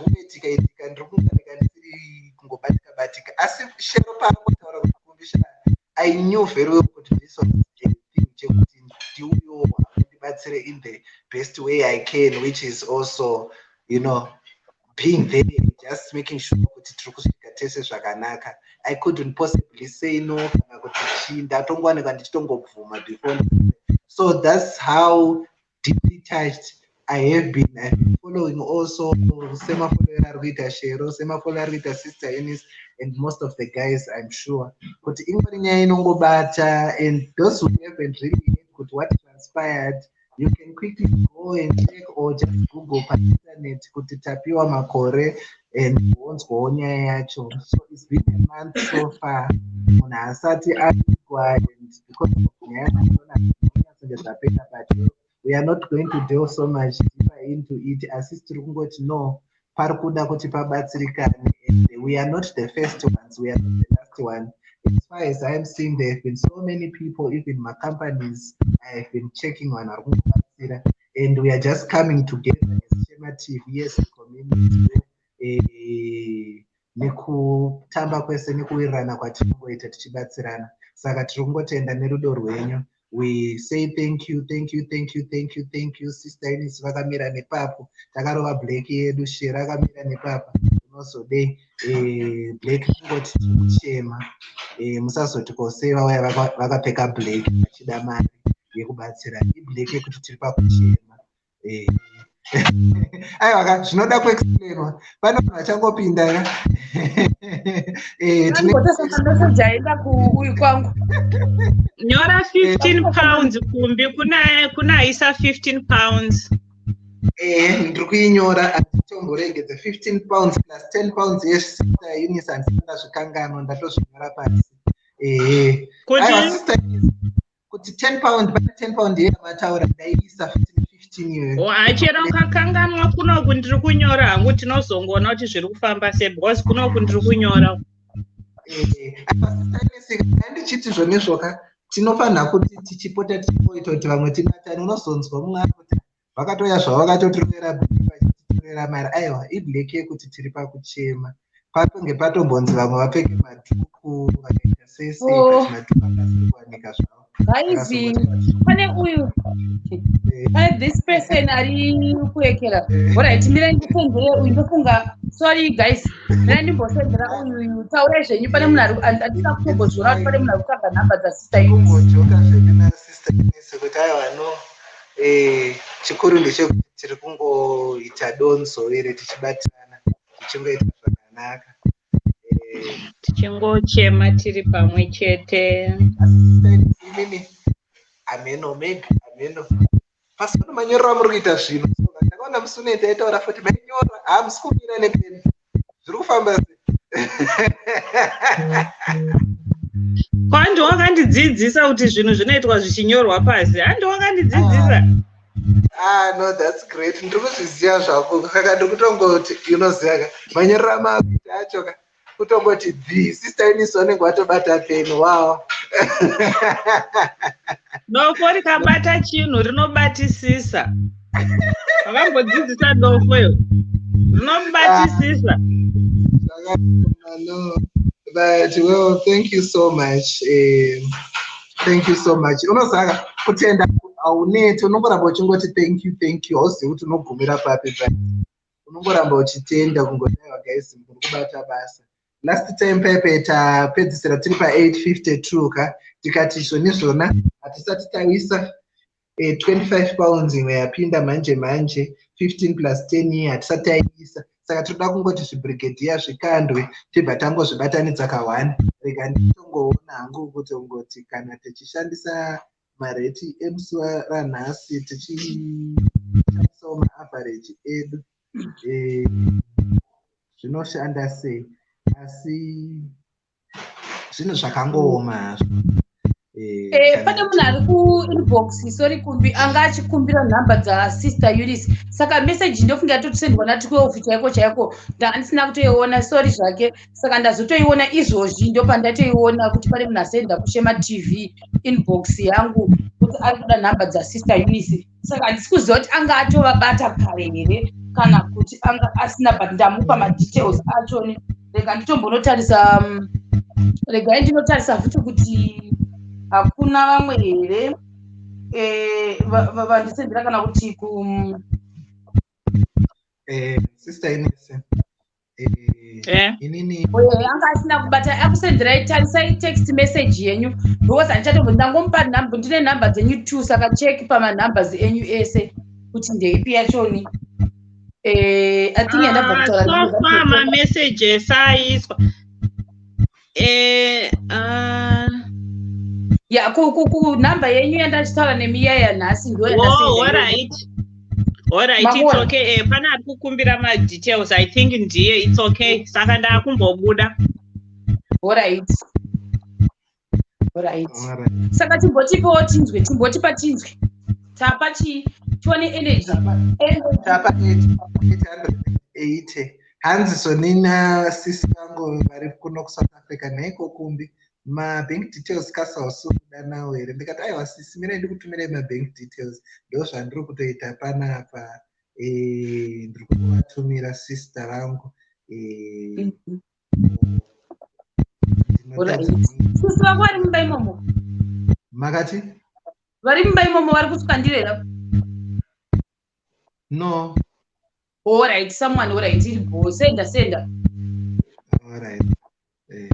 Vanonoka kusvika pala tati isusu as Shemarians we want to target $1,000 for Tapiwa Makore. Mari yacho yoenda kuna baba na mai vaTapiwa Makore tichiti aiwa ngavanyaradzwe chii nezita raJesu. Mari iyi iri kuenda kuvabereki vani vaTapiwa Makore, vabereki vake ndo handizverete ndikirikini mushure mekunge I think tateerera zvese zvaitaugwa takaonawo kuti aiwa zvakakodzera kuti baba vacho nani namai vatapiwa tivapewo isusu maShemarians 1000 US dollars iri kuinda direct kuvabereki vani vatapiwa Makore, ndo mari pairi kuenda. Saka isusu semasHemarians tati target yedu as usual takaramba kuita matarget madoko tamboti 500 kati aiwa 500 maShemarians we can do better than that.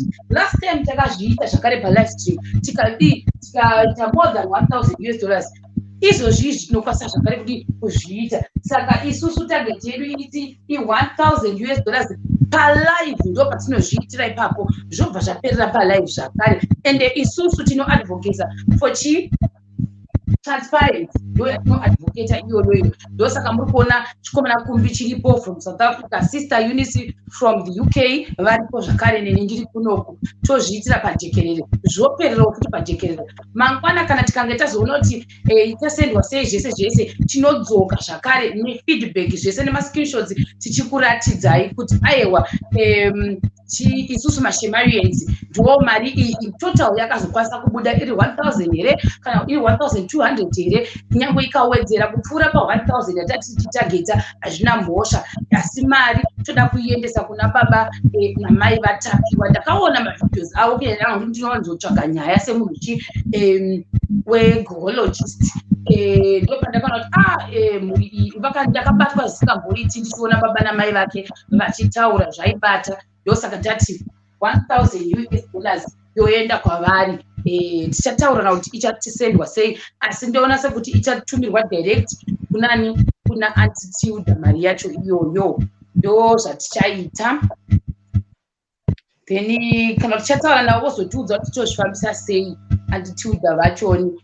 Saka rega tione sister uya usati wadzoka kumbi une zvokuda kutaura here ikoko. Pari zvino tati tine mari izvozvi tine $880. Saka tasarwa ne $120. $120 chete tobva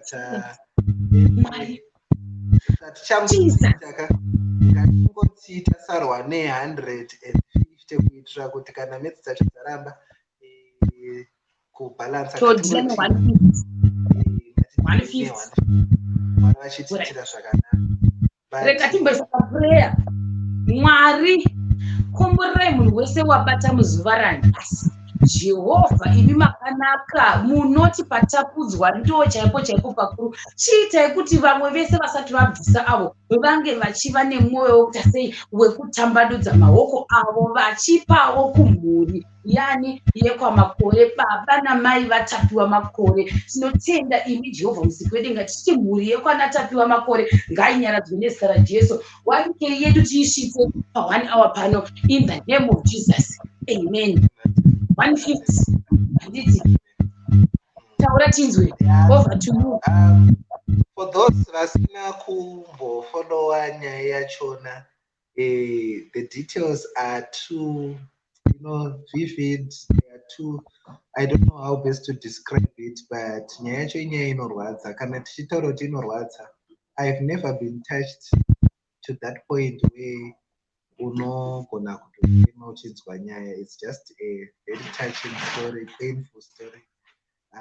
You wouldn't think kuti zvinhu zvichiri kutoitika muugaro hwedu hwanhasi, civilized and contemporary as we think we have become.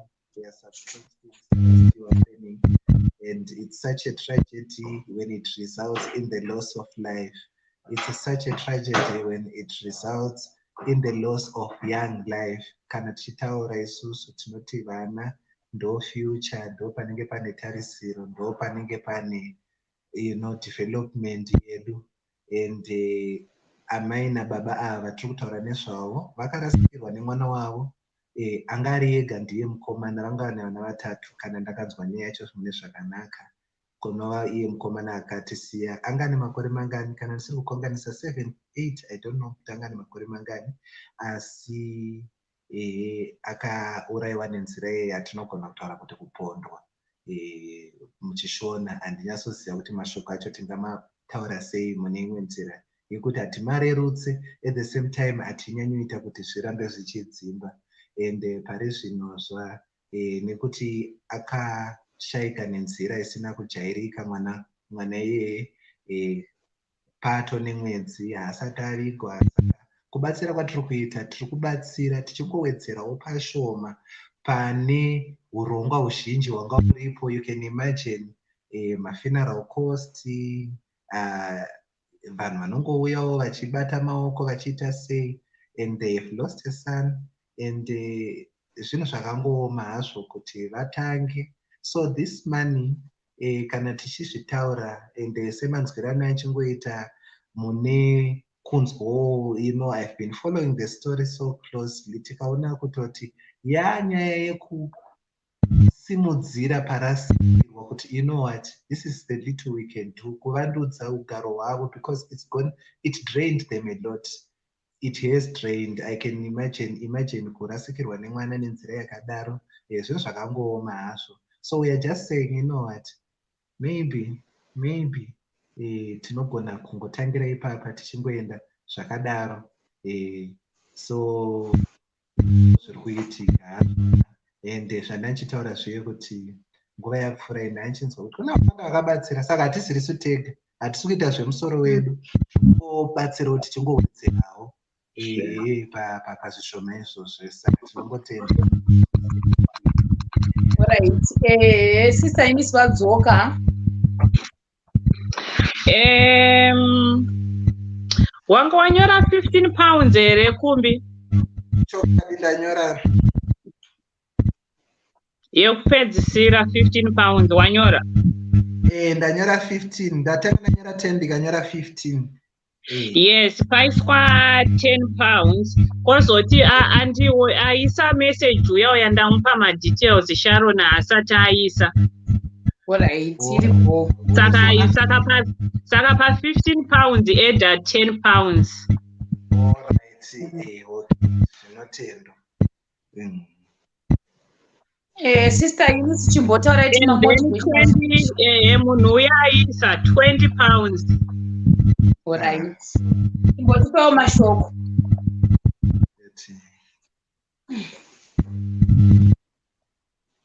Sister Inis chimbotipawo mashoko.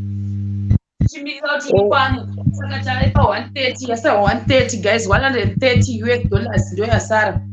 Tobva tadzivharisa. Tobva taita close the doors and open them, then shut them again. Mashoko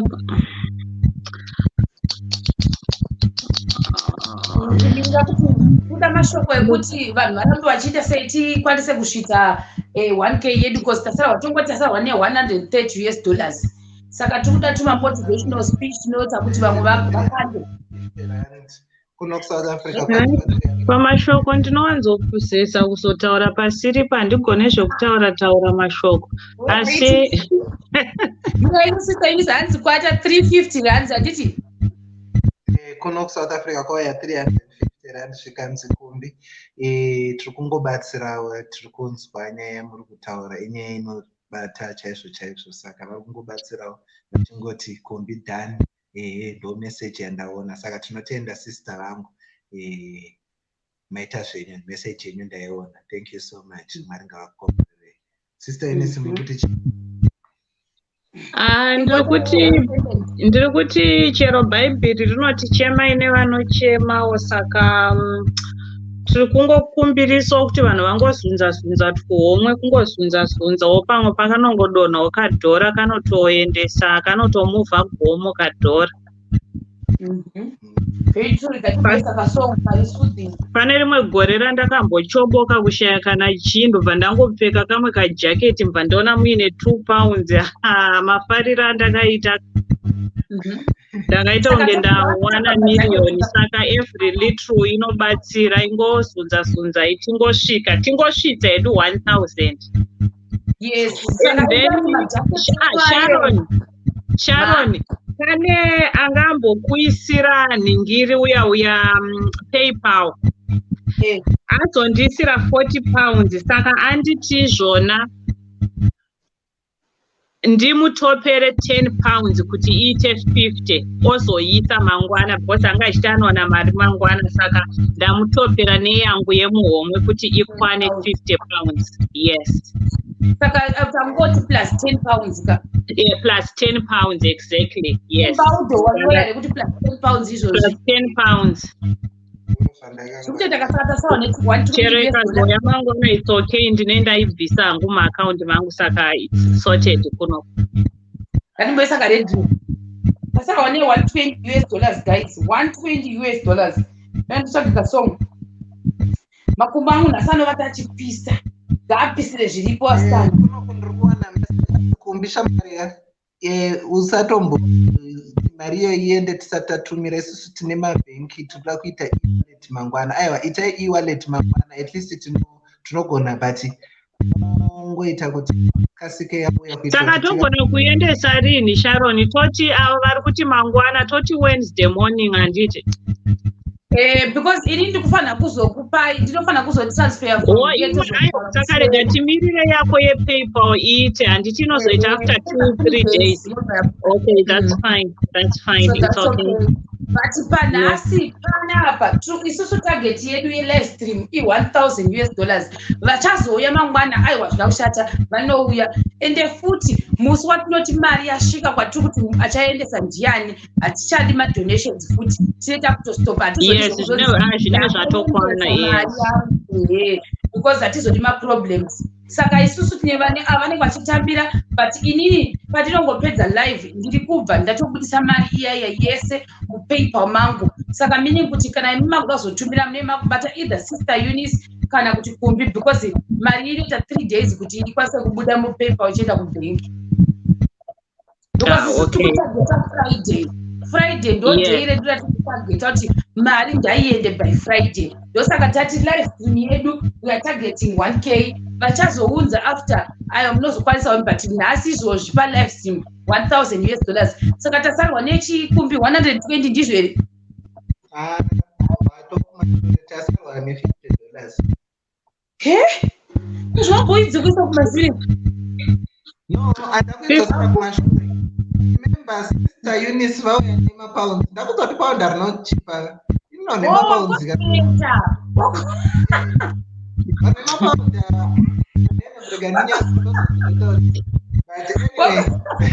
Nyararako because ndatokugadzirira anja.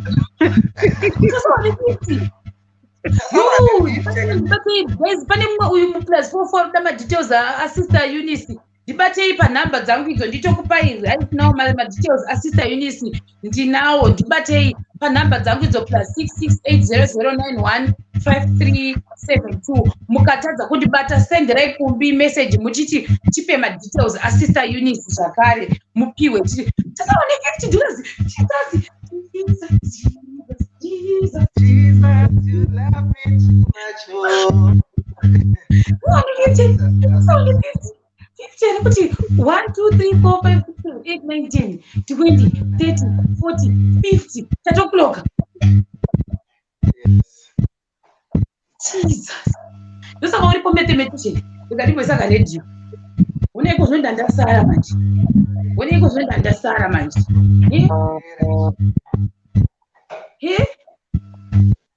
Chimboidzi. Iwe, kari soft. Unosvika $50. Soft. This is dedicated to Tapiwa.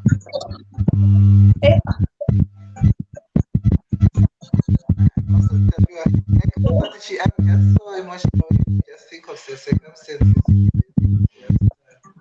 $50, guys. Ndakasara mumaspiritu. South Africa yazviita vakasisa vangu vangota $350 patamweconvert ukaona ndandisina kuiedza 350 ndasina kuiedza inini ndandakatoti $350 yetakaiti $20 point something. And then remember 55 pounds Sister Eunice yatati yo pane 20 yapinda ne yapinda 10 takaita 55 Yes, kwasara $50. inenge yatokuma $80 saka ndosaka Oh, 55 pounds iri equivalent to $80. Nandichitoita equivalent to US.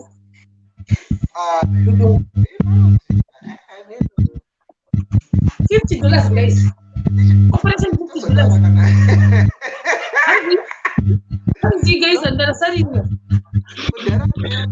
Ndeona kana vachititumira mapaundi vaitanga vati ati ndaisa 10 pound uzoona kuti alright 10 pounds ndoya ari kuchinjira voice inochinjisa voice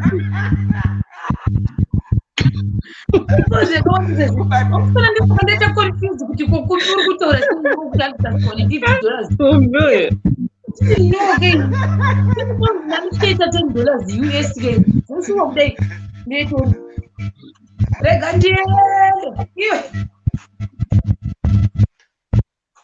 ndotsvaga kumbesa rangu tiite $50 uye within 2 hours. ngatingotise ete kana ndasva metsi zvandinosishandisa takuda kukwanisa mari vene blankets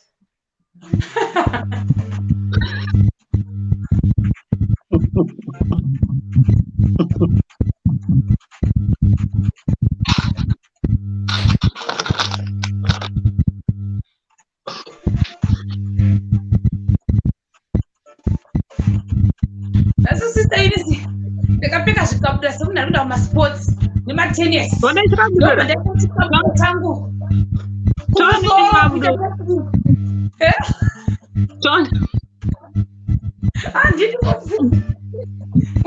Indaseti.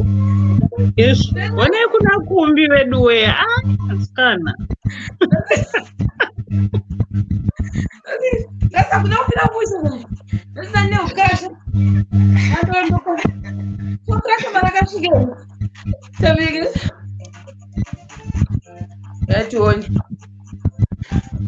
Ndio kusema details za yeye. E-wallet ndatoona kunatumirwa 200 akapapinda 200 ikanzi yes aiwa tikubatsirana $50 gone $50. It's got 50 pounds. 50 pounds. Madam, got 50 pounds. Because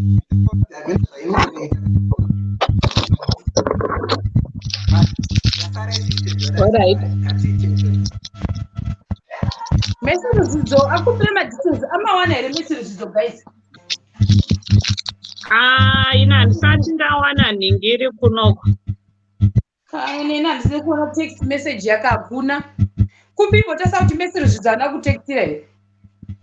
And Messi anonzi message zvidzo arikuda ma details a sister Eunice. Kumbi check your devices. Oh. Rega ndimbobuda ndi ningiri. Anzi ndikuita ma echoes. Is it true? Oh yeah. Kune mumwe futi atouya akandichada nhamba dza sister Eunice ndinditori. Messenger. Let's see. Iri kuita tuma echoes phone yako. Network mira ndibude nditsoke. All right. Sister Eunice. Ndinoda kukopira nhamba idzi kona yemwari. Kufanya chinhu ndoda kundijairira so. Ndachona. Pane munhu ari ku+4 arikuda nhamba dzenyu. Guys, sister Eunice mungataseka. Mungataseka zvikabudura zvedu. Nhasi pakashata kako. Asi tomudaidza zvekujairirwa. Ona manje. Aiwa kunofira musha. Ndipe munhu ma details.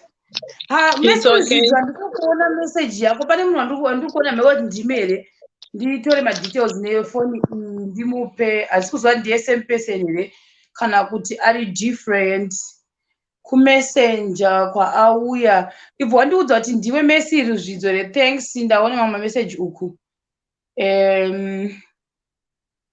pane andisendera message right now handisi kuziva kuti ndiye here kana kuti haasiriye kana uriwe please ibvo wandiudza kuti ndiwe uri kushandisa rakanzi Messi Ruzvidzo ehe handisi kuziva kuti ndiye here uyu ndakutumira pane munhu kana ari iwewo pane munhu wandatumira uku kwandisendera uyu ndandimubvunza kuti ndiye Messi Ruzvidzo. I'm still waiting for the number, Miss. Pane mumwe andisendera but zita racho rakasiyana manje.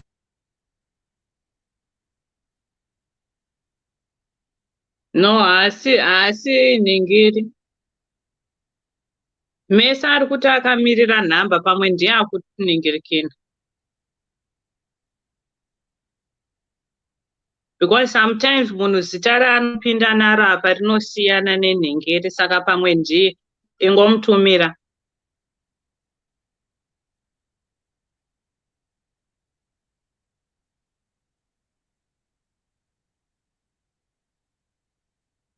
Wafriza Shero?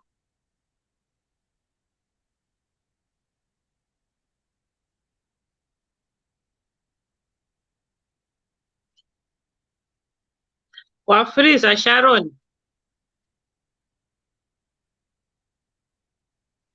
Chris ndakafriza ndakaita kuyekerei. Pane munhu wandapa nhamba. Wafriza wakafanana naNotion.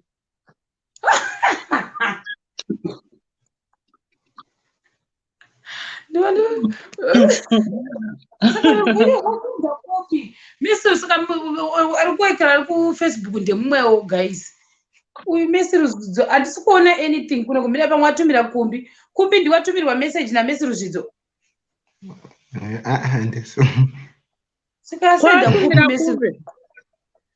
Atumira kupi hapana kuFacebook hako pana apa kufoni kwangu hakuna chinhu hakuna message nyowani hakuna chinhu Facebook hakuna pana papana.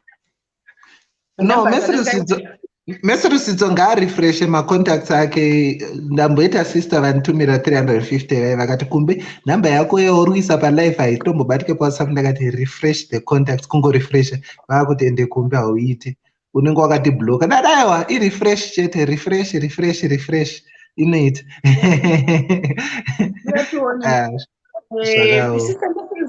matumira kupi message tipe namba dzako futi kumbi dzangu muda dzine code +2765 +2765 1868858 186 double G 858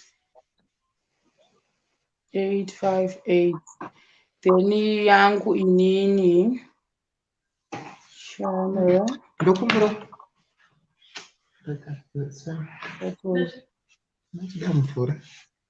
but in none just +6 800 91 53 17. Then it is PayPal. Manjera. Thank you. SC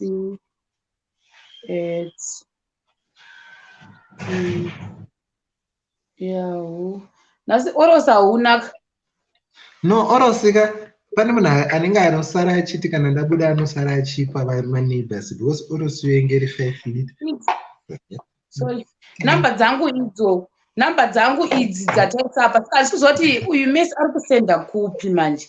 Watitasawa nechizvi izvozvi. Wakuti confuse iwewe. Kwani ndikuconfuse. Tambenge tachiti $50 ka. Then sister vangu sister wangu wamwe so South Africa kunoku vakaisa 200 rand tikati aiwa ngatichiti kwasara $40 tiri kungorova saka ndakatosara aiwa zvazvanakira tese tinenge tinoda kukanganwa ndosaka tauya tese tinorimindana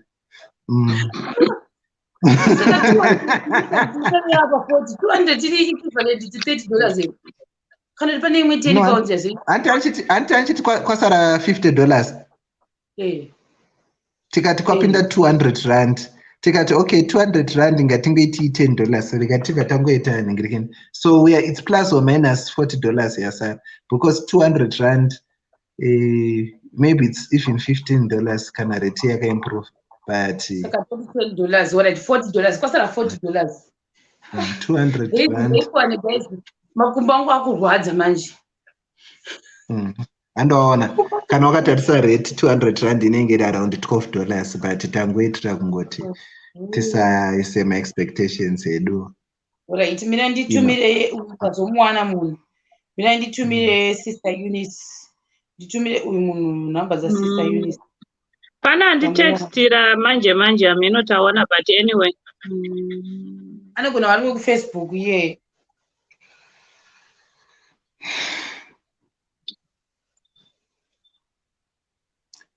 guys okay $40 Mwari $40 Mwari kumborera Ivan vese Mwari kumborera Shemarians Mwari kumborera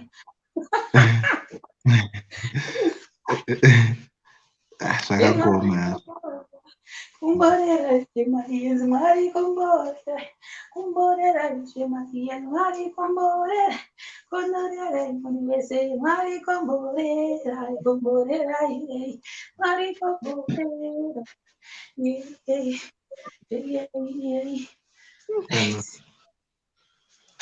Sara $40 guys $40 guys $40 ndichigara guys ndangimbozioti chiuno changu chagwagweduka achangoni nekukumira as I cannot sit down makumbo angu pisa $40 guys kuti ndigarewo pasi guys ndibwirewo tsitsi 1k for Tapiwa guys vanhu vaya vasati vadi vanga vachimbova kumabasa vanga vachimbodidi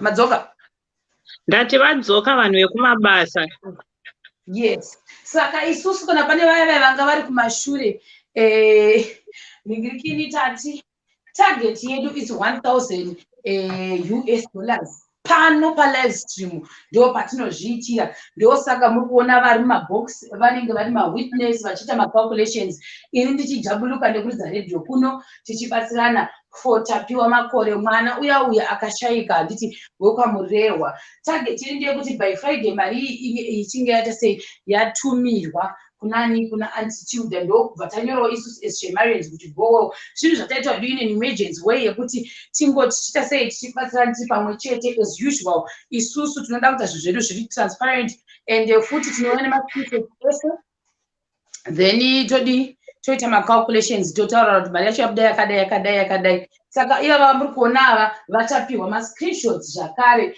ezvese zvinenge zviitika tobva tauya tokuupdatai pano futi paSHEMATV tinobva takuradzai all the screenshots all the transactions dzinenge dzabuda kwasara mari kumbi pana ari kubvunza kuti kwasara mari $40 hopana ada kuti tibva tatongopedza nyaya yacho right no it's fine 40 unochakurwadza guys unochakurwadza musana kwakupisa manje hawa sara 40 guys target yedu kuti isvike $1,000 US tasariwa nechi okay andazowawana sister vaiva ndofunga ari kutotaura nemi izvozvi sister Eunice chekai kuti hakuna here kune imwe phone number yenyu yaya akutumirai mvitini message ndingotumira dzakasiyana makumbo haachadi guys ndingangoshingirira tingoti $40 yechingoitambira kuti inge ichisvika tiripo pano paMashemarians for nhasi tichiti live yedu inge kadedicaterani ndimbofonera mumwe munhu kuti ndimubvunze kuti uri kuona here zviri kuitika. Iye anondipopotera every time kuti wai usina kundiudza kuti kuri kuitwa nyaya dzekubatsira. Ari kupi mwana Chimbomuta naye saka muchekera. Ndimufonere ndimudza kuti iwewe sei usiri kubatsira. Ndakumbobvisa madetails ndikuratidza yangu chikabudura changu chandakapfeka nhasi. All right.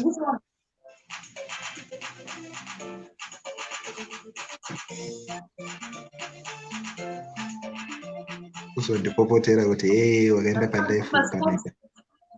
Angesitombo nyaya yekutamba nayo.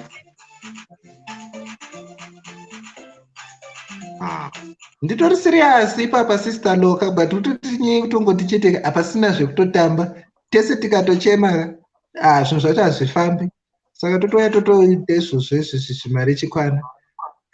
But unozoti Sheroka watoimprova kutamba thanks to Shemarians. Wakutombopracticewo kutamba. Unozotokaya palife usingagona kutamba. Sheroka tichitaura chokwadi tichimirira $40 kuti ipinde. Sheroka inoita zvese izvozvo wakutoriziva mamuzi. Hey, sister Inis vari pamute, vari kutaura, pane zvavari kutaura. Sister Inis vari pamute, pane zvavari kutaura. Ndo vamuta vega, ndikwanise kuvamuta.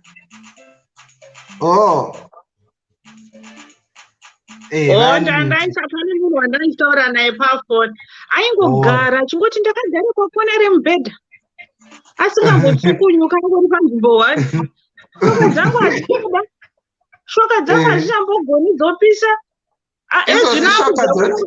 Shoka dzojamba.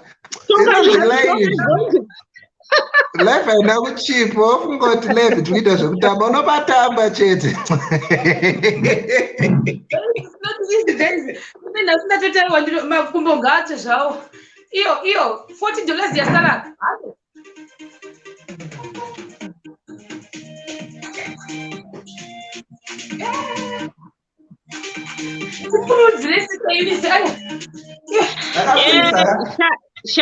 Sharon, Mirai, garai pasi. Kumbi, sit down. Gara Sharon, gara. Wakagara. Ngagare pasi. Pakone mbedha ipapa. Gara pasi kuona shoka dzichitike pasi dzitonhorero. Pana sika vaivaya vambokuisira PayPal ikazodzoka vakandisira kuno ku £50.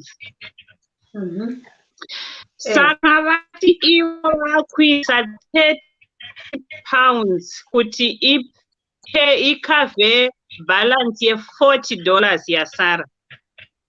Vakuisa chii? Mwazvinzwisisa? Handina kunzwa. £30. Vakuisa vaisa £50 handiti. Saka vakubvisa futi £30 kuti ikavhe 40 US.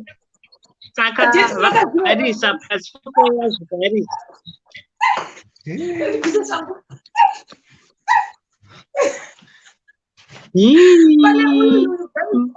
Pane uyu ati Ruzvidzo uya andicheka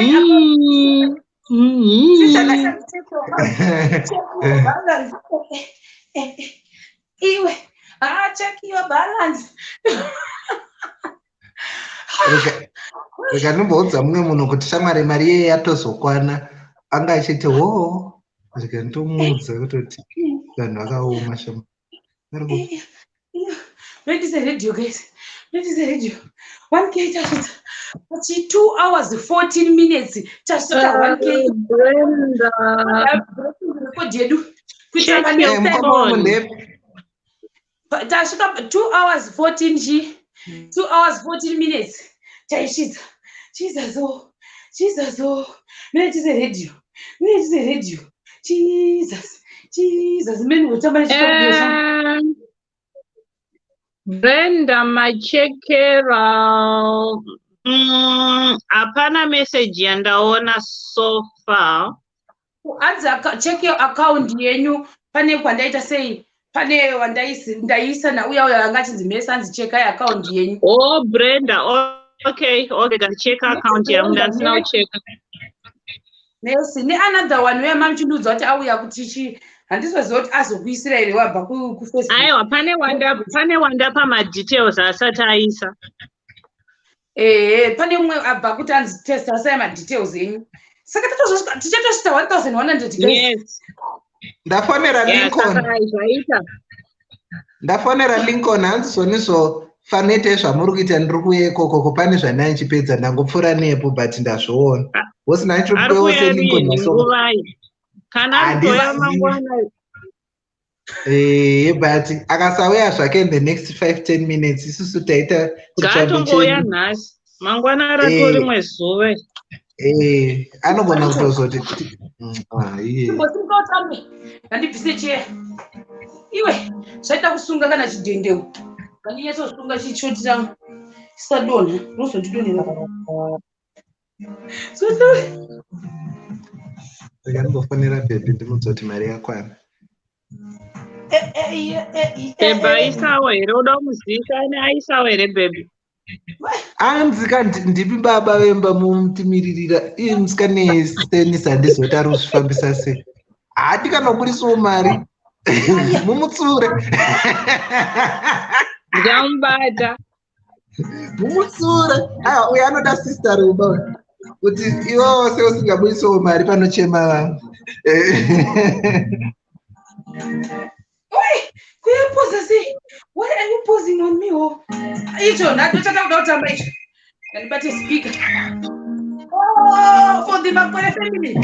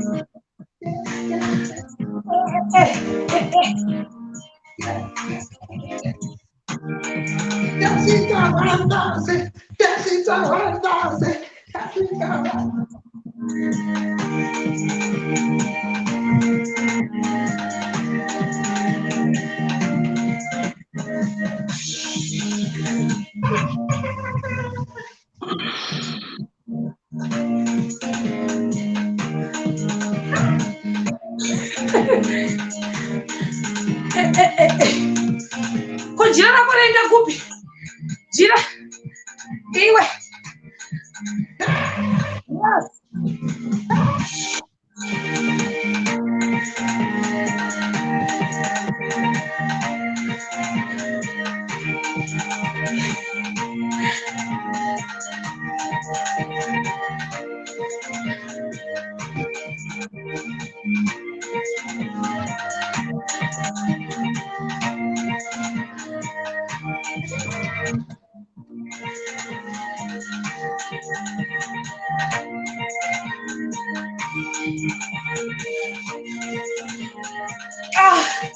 Annette. Hi. Annette. Jesus. Annette. Wait. Annette, guys. Oh.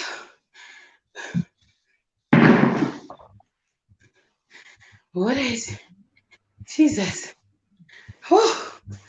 Jesus, shamai kumbita shita mari. Thank you, Jesus. Thank you, Jesus. Bless everyone. Atambanuza ruoko. Akaisa mari kumuyani. Yuko baba Makore. Danyara. Sister inizo freezer ngani baba visa wadzoke futi. Hey. No, ndongofema mbichana ndisikunyaso femere. Njani. Yabo. Pando watanmuki. Anmuki. Tozo muka usana ngwana. Done. Done. So Thank you all the Shemarians, guys. Thank you, thank you, thank you. Chakambira sister you simira tuseke kupedzesera. Kekupedzesera. Kekupedzesera kumbi chingoshindirira chamwani. Kekupedzesera chitukunyu. Kune maShemarians. Yezvo. Kusanitize. Kusanitize. No, ndanchona pana siyo perfume dzake apa padhuze dhuza. So nachinzwa. Simuka chamwani tambire vanhu vatibatsira. Thank you. Ndandikazokutambira changu. Ndandikazire chisho changu. Ndinazodonera.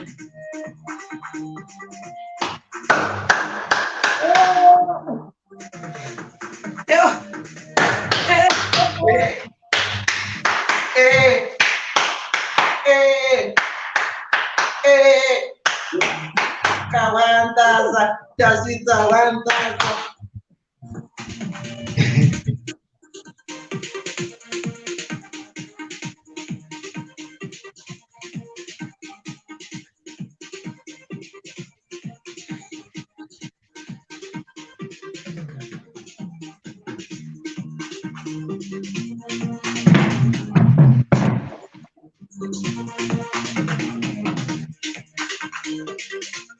Tasita 1000 takutambira mabhegi edu takwenda.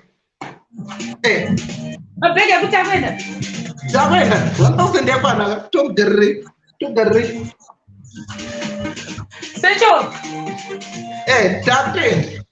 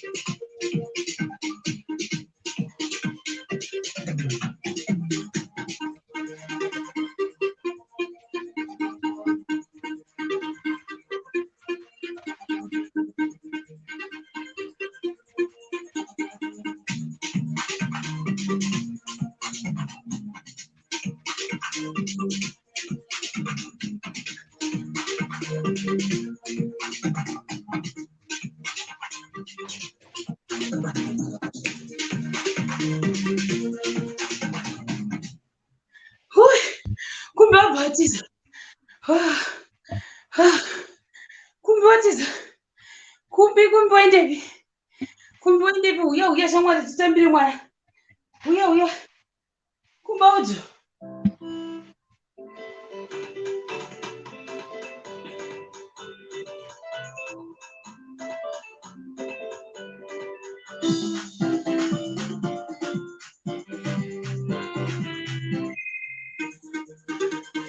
Kumbi. Sister is what joke. Uya shamwari.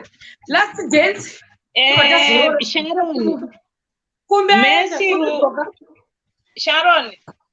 Kumbi ngauya anyore. Messi Ruzvidzo azondibata aisa 30 pounds. Kumbidzo. Azvinzwa here. 30 pounds. 30 pounds azondibata. 30 wacho asi kumbonyasooneka mhino kumbi wacho unge kondakta.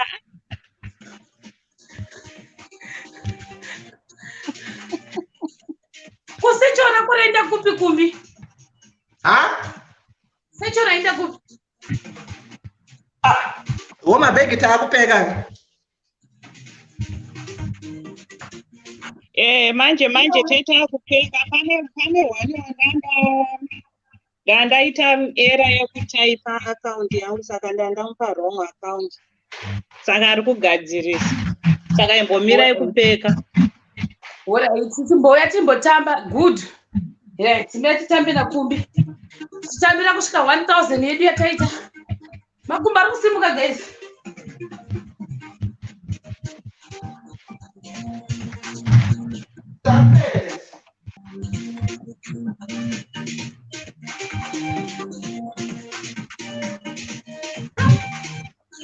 Hanzi. Alright, mira ndakuvudza foni yedu nova ndaisina pasi. Ndikaguma nemistake inobva yadzima. Alright, hata kumbi. Are you ready? Are you ready?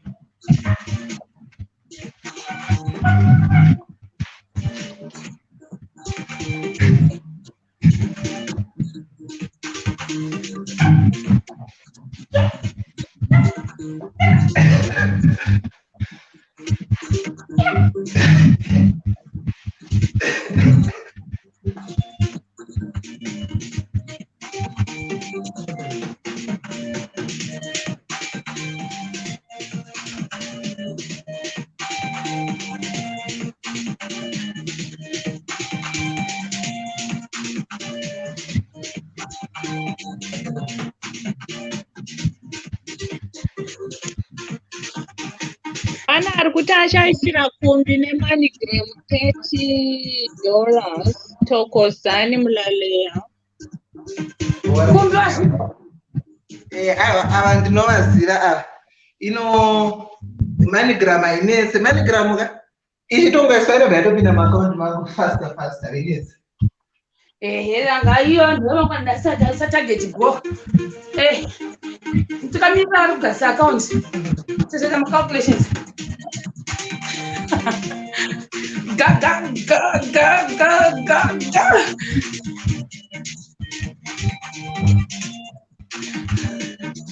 kumbe anzi usabvanganyire mumba sisi aswera vachirongedza mumba.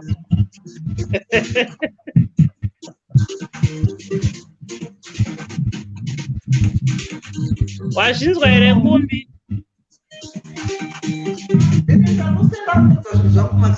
Ndaona zvarongedzwa futi. Unenge wazosiya kawanda kanda. At least unotoona zvarongedzwa inoisa panze. Guys, I'm going to check the paper. Wait a second. Chimbogara pasi kumbi. Uchimbonyora. Yes, uye yedu atinoita panapa mabhitsi eSHEMATV. Because hatidi kurohwa nemacopyrights. Sharon, tarisa paper. Alright.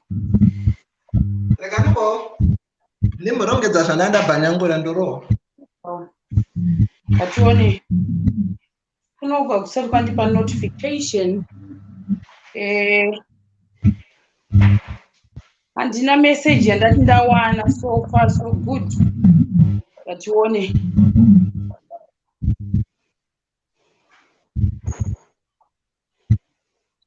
Matia uyu ya message zvidzo azosvitsa nditi maiona ka. Asvitsa message zvidzo asvitsa £30.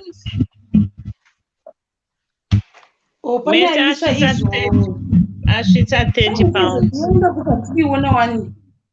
Pana ndisira 55. Handisi kuiona wani. Kuchichaitika this time. Let me see. Nditangidze kuvhura ma-emails angu. Hasandane message yacho ini. Tarisai futi kuti pane zvaita mushere uyu kunogwa ndina message rekuratidza kuti ndareceiva anything. Pamati usabhanyangura zvinhu zviri mubasa ndatoona zvinhu zvese zvaamamiro nemarongo. Saka ndiisire munhu uyu message rekuratidza kuti handisati ndaona anything.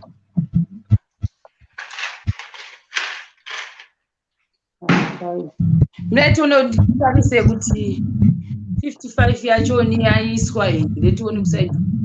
Omwe isati yasvika. Message aisati but yasvika. Message asandaiona but isai kumbi. Hello. Wedzera uyu message aisati yandi Nditoiona izvozvi so rako ndasina kutombona message haina kuuya message email kwangu.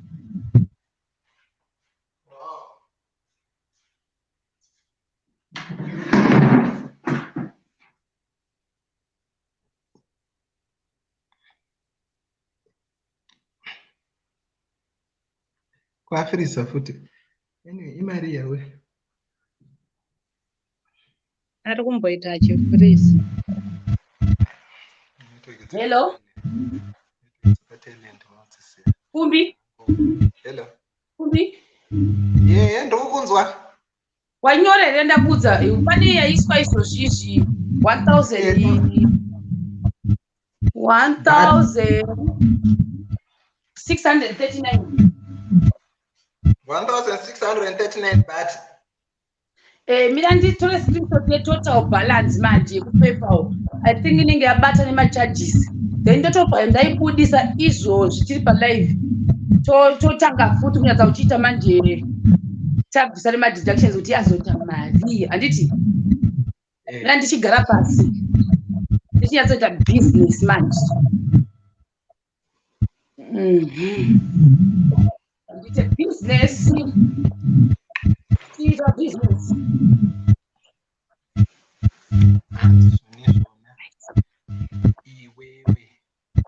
Like andigadzise uyu. Kamera yangu tione kuti tazobuda netotal mari. Livestream pedu. Guys, mari imozoti aisvitsa within 2 hours. 2 hours 14 minutes. Tatasvitsa mari yetarget. Mamuchizviziva here? Mazvinyora pasi here?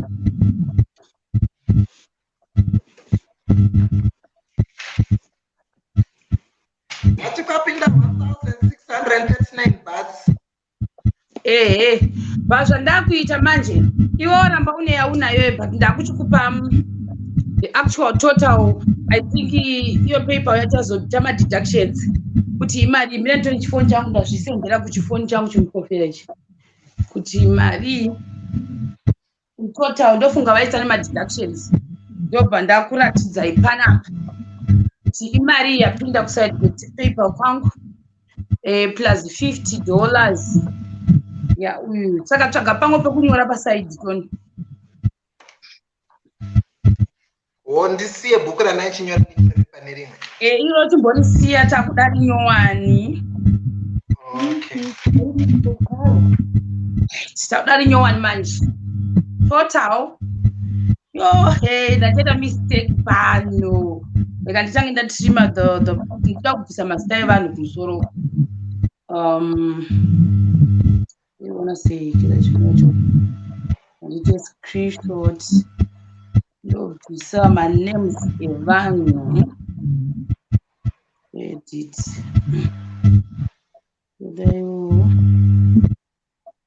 Right, ndakubvisa manames evanhu guys. But ndo balance yacho irimo right now. Because my names are yo. So this is my balance. Right.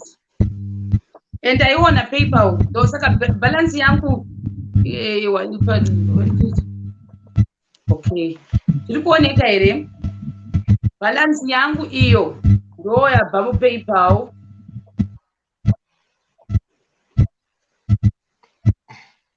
Iyo mkuona meka. 20,641.34. Mirati batanyora 20,641.34. Mabati aisati yabuda. Ndakunoibudisa manje. Ibudise toni. Right. Sister Eunice wanenge vachizotudzwa kuti total yese vazoita mariwo kwavanhu. Ngandizokera PayPal kwacho ndiibudise tono kuti yabuda iri mari.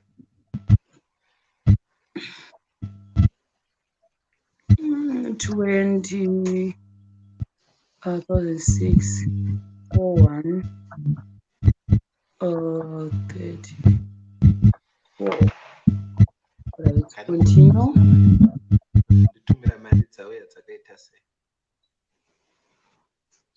Haina kubatwa shamwari. Iri kuenda iri kubuda yakadero.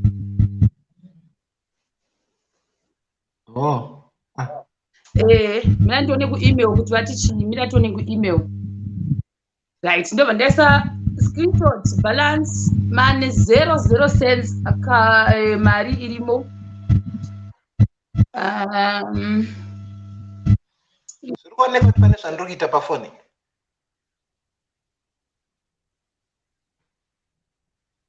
Azvisati.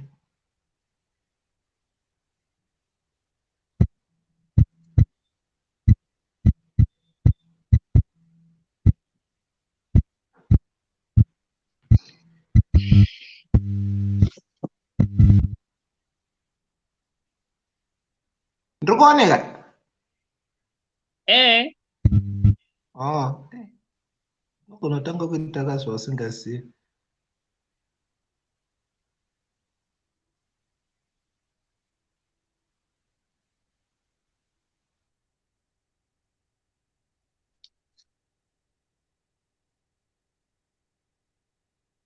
Wakangostika, uri kuoneka asi wakangostika.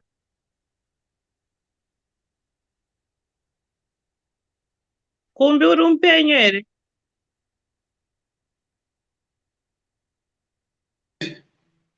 Ndadzoka. Okay. Technology.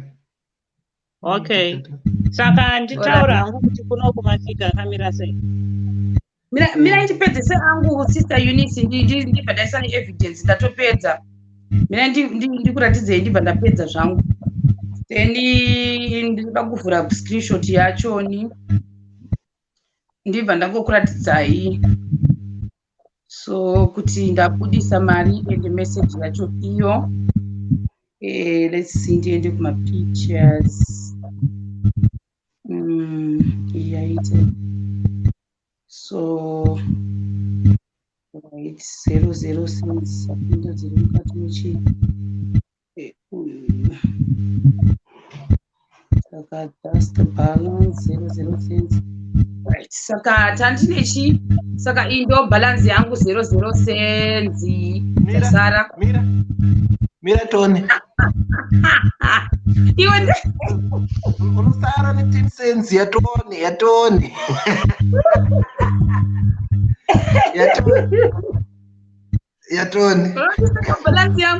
Unodiseka balance yangu.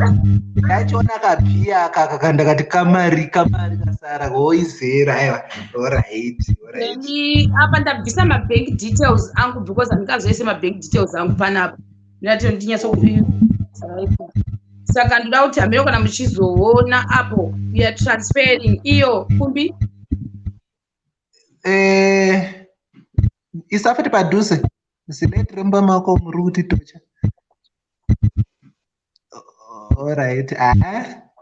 Zvinorambuka nemuroyi chete zvakanaka zviri kuoneka. So yatondichi asked us to transfer mari yakati. You usually take what my days akati. Saka iyabuda plus $50 yabva kuna Budimatso. Ibvo waiedha ipapo 20,641.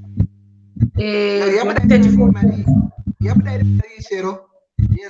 Yabuda iri exactly yandakuratidza 20,641. Alright. Tova tati $50 yamukoma Matso. Plus $50 yamukoma Matso. Alright. Patokadaro because pane munhu anga achida kundidisturba kucalculator panapa ari kungo. Wambomira kudisturba takuda zvemari manje. Okay. Plus 50. Alright. Tinofanira kunanga panapa. Nhasi ndikupa calculator nemusoro. Hande.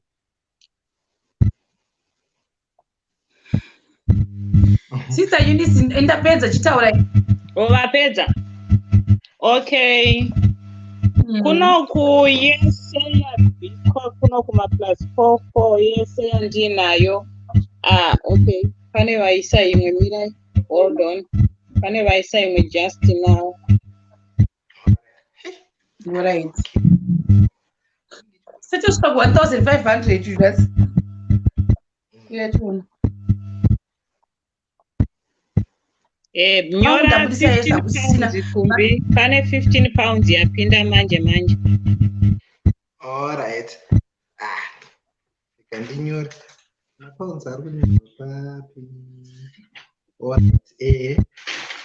Yes. Saka kunoku kuma plus 44 yese mari yabviswa £385. Saka muri kundiudza kuti alright, rega ndisaite dzungu, rega ndidzikana. £385. Yeah, £385. Alright. Oh, that's like $402 ndoenda kuona upano. Che? That ikaconvert kwa $502. Guys, how about this name? Isn't value, you guys?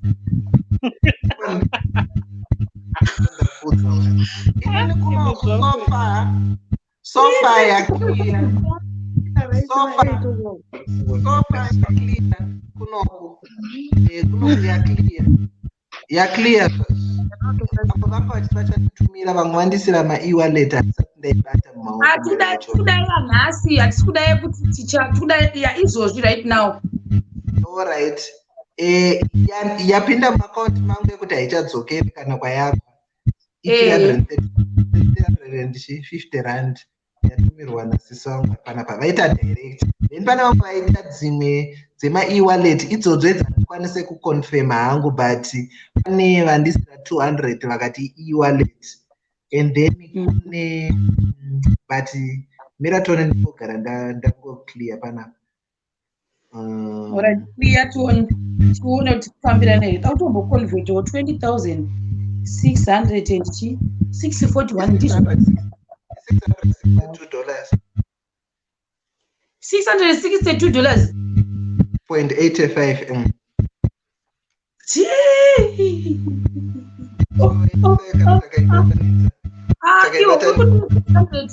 Uchiedha neyabhudhimatso iri kwato usati waedha. Yamira i1. Yabhudhimatso. So far tatomboibatadza takatobata tato ne$1,214. Saka apa ndandisati ndaisa dzimwe dzedu dzisati dzakliwa kuno kuma £300. Yekutoka kuti asati aiisa. Mira timboona iyi yachoni. Saka uri kuti 20,641 but i600 and chi? 662.85. Saka tongoti 642. 662. 662. Ai kuno kuti chingocheka kuona kuti iri kuti chi. Radimatoni. Ndingandakanganisa. Saka waisa here 500 something yekuma plus 44. 500 ndaisa. Then 50.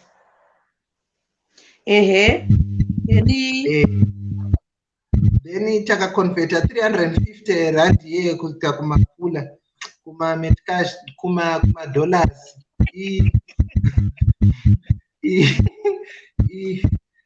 $20 something. Saka ngatingoti 20 plus 20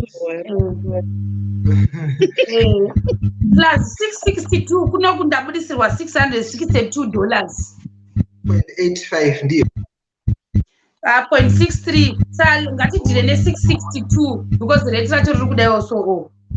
Tozoti kana tazotaura kuseri toona kuti toiendesa kunani yose total tozozwa kuti yasvika mari and yazobuda mari because mari yese acho ari kuchinja. Saka imari total. Imari total 1,230. What? Oh. Thank you, Jesus, amen. Thank you, Lord. Oh, thank you, Jesus, amen. Thank you, Lord. Thank you, Lord, Jesus. Oh, thank you, Lord. Thank you, my Jesus. Yashika Maria.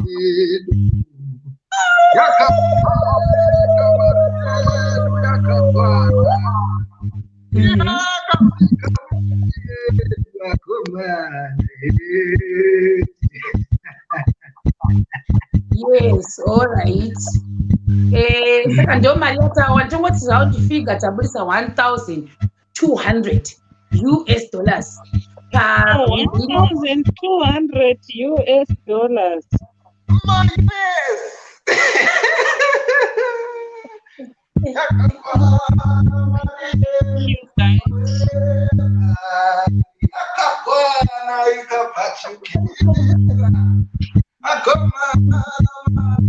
Ndime kamera yangu kutambire 1,200. Akuitambire iwe.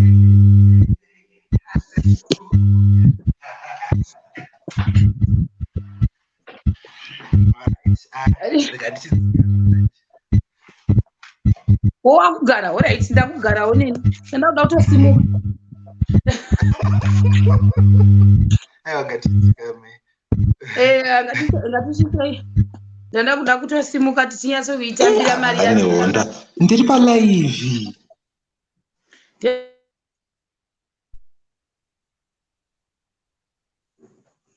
Hallelujah, Maria yakakwana. Hallelujah, Baba. Birani mune ndidzoke. Ndastik. Sister, muna isa 15 pounds mamuonere. Ndamona. Ndatomunyora tatotextirana apa tikatoita magogo. Mama mutaura kuna kumbe anditi? Ataura ndoya ndati because yekutanga yanga iri pandaita macalculations ndakuda kutaura 370 ndopandava ndati mina ipane imwe yapinda 15 pounds. Ndikuona message yamba yaita 385 yese iri kuno. Hanzi pane tuma dislike vaisa dislike magosa ari kurwadziwa. Guys, ndameno zvavo mwana isatoita zvedu zvanhasi. Kumbe tikufanira kutambira 1,200 because target yedu yanga iri 1,000. Mina ndida kugadzira kamera yangu kuti inyatso kudzokera payanga iri. Timbotamba for 1,000. Anditi tambire 1,000. Song yekupedzisera hachatambi futi. Last song. Last song. Oh, Maria ikakwana. Ikakwanisisa ba. Hallelujah. Yeah.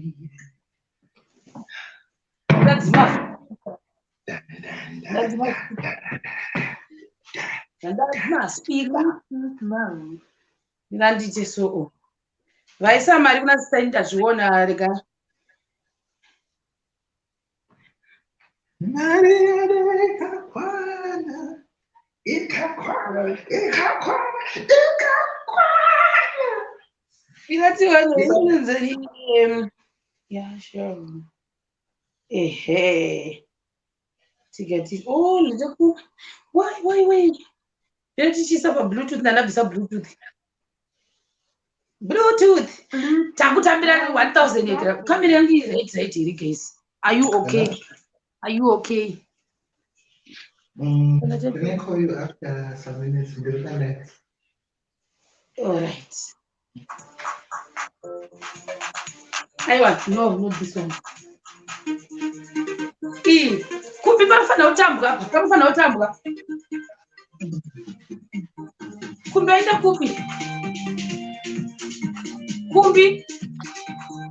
kumbi. Secho kwa Tapiwa.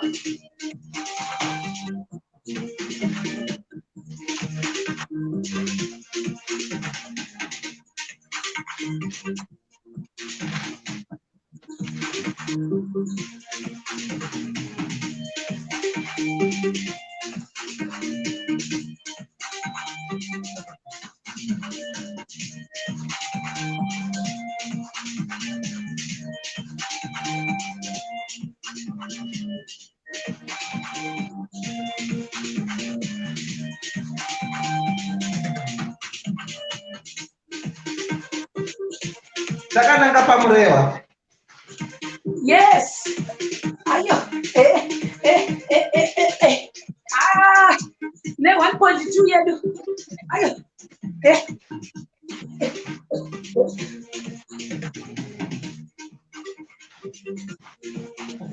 Magumbesa pamurewa. Tichienda. Yes.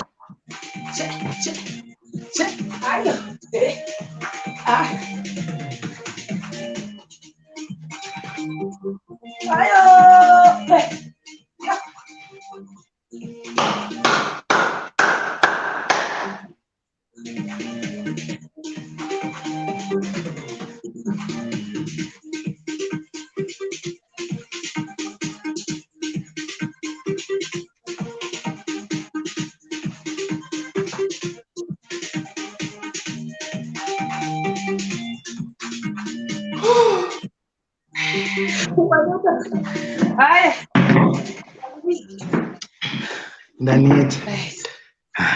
Zvakwana. Pandomuvata. Mhino makumbo angu akafuta kupisa. So big fussy. Ungokanda. All right. Ndiche so.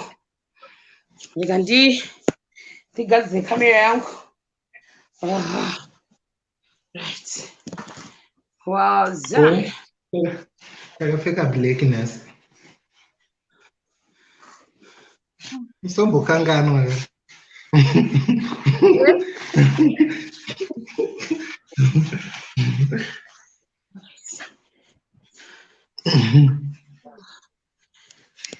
Munombovarairwa kasista Inesi. Ndazviona hangu zvipo zvangu vati ndichataura here. Zvakaoma. Kona ndakangana kuti takapfeka black shero. Ndakangana kuti black. Tiudo tichazvinzwa mangwana hino. Yes, gatitange tapa sister Eunice. Moti kudini zvataita muzuva ranhasi. Your last words. Ndoda kutenda Shemarians ese mufunge zvoti patatanga kuchitaura naSharon hatina kutombofunga kuti zvichatofamba chop kudai. Wosita tatomboti target kusvika Friday tichitoti 1000 yakawandisa vanhu vanenge vasina mari. Vatitwa kutenda vese vatambanudza nevasina zvese. Moyo yenyu yekutongorwadzirirwa Tapiwa toda kukutenda istereki. Munozongoto kuupdate tichaona kuti toita sei kuti ende kuna anti-tilda. Tinozokuupdate ende ivo munozongovanzwawo kuti vachiita sei vachitaura nefiga yacho yatinenge yataita. Saka tinokutenda zvakanyanyisa maShemarians. Thank you very very much nekusupport mhuri yekwaMakore. Thank you. Kumbaudo.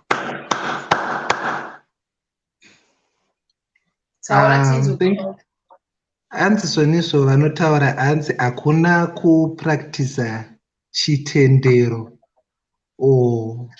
Chitendero kusina. Kusapa time out. Do you just say guys? Sorry. It's okay, Sharon. That's fine. Dashnabas. Sorry. I watch Nabas. All right. Ndazvisa pa 5 minutes block. Unoona zvichita izvozvo. Kana uchisa wauya uchitaura zvinhu zvekushorobodza. Block. Onzwa bad.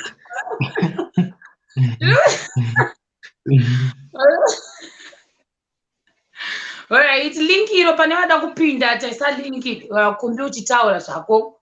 Ndanga ndichiti Soniso hakuna kuri kupractice chitendero, whether Christianity, Islam or whatever zvaunenge uchiita kusinga involve kupa kubatsira. And zvinonzi giving is not just about making a donation. It's about making a difference. We know very well kuti kurasikirwa kwakadai zvakaoma kana kuti titarisire kuti pane replacement yeupenyu, asi tangoti we want to make a difference. Little as it is, we have tried our best, we have gone a long way, and we just hope kuti Mwari achavanyaradza kunyanya zvikuru sei vabereki vemwana akashaika. Tokutenda maShemarians nerudo rwenyu. You are just so amazing. there is no better ways to describe mashandiro amunoita. Kana ini pandashedzwa sister ini sindovaita kunondinyurura mheno mandandiri mukatikati mavanondinyurura zvakanzi kumbi pane urongwa hameno kuti une time here. Ndikati sister Inesi, kana iri nyaya yemwana wega ndinotocreate time because zvinhu zvakangooma. Saka I just want to thank even sister Inesi naShero kuti they still say mukomana uya kuno kwaita basa, they know kuti nyaya yacho yakasimba zvakaita sei. Saka we thank everyone a contributor and yeah, God bless. Mwari awedzere patapudzwa maita zvenyu. Wow, thank you Kumbi. Kana pane vanoda kungopindawo vachitaura 1 or 2 words, ndaisa link muboxi. Kana varipo muchingotaura few words, then munokwanisa kubaya link iri motera. But what I want to say is thank you very much Kumbi nekuuya. Ndoziva kuti mazuva ano uri busy singatomboite, and thank you very much sister Eunice nekutibatsira kwamaita muriko kuma +44. Tinotenda singamboiti nekuti matora mabvisa paschedule yenyu mukasacrifice kuuya kuzotibatsira. Ndiri ndega I can't do it zvese zvataita nhasi, saka ndowanza nguda kuti asei kukumbira vanhu. Thank you very much munhu wese abvisa muzuva ranhasi. Thank you everyone. Neava vanga vada kubvisa but vakone wakubvisa muzuva ranhasi, tinongoti zvakare thank you very much because isusu taida kutargeta like I said 1KE. Saka sister Inesi ndowatoti ngatiisei uyu kedu sezvo tiri munhu anomboita zvemaskits. Saka why can't we also write something for Tapiwa tomunyorera kuti 1K for Tapiwa, vanhu vazive kuti reason yatiri kuita live ndeyechii nhasi. Panhu nditsvaga chinhu changu faster because tazvironga 20 minutes before ndofunga live yachoni.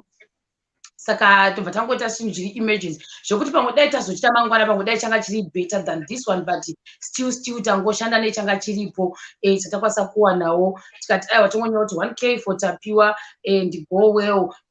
Zvinhu zvinorwadza zvisingamboti zvakaitika kupi kumhuri yekwamakore. Asi mari iyi I think seMashemarians tanga toda kuti inyanye kuinda kuna baba namai vaTapiwa, kwete kuti ingonzi yaenda kumunhu wese, asi kuti specifically kuna baba vake namai vake.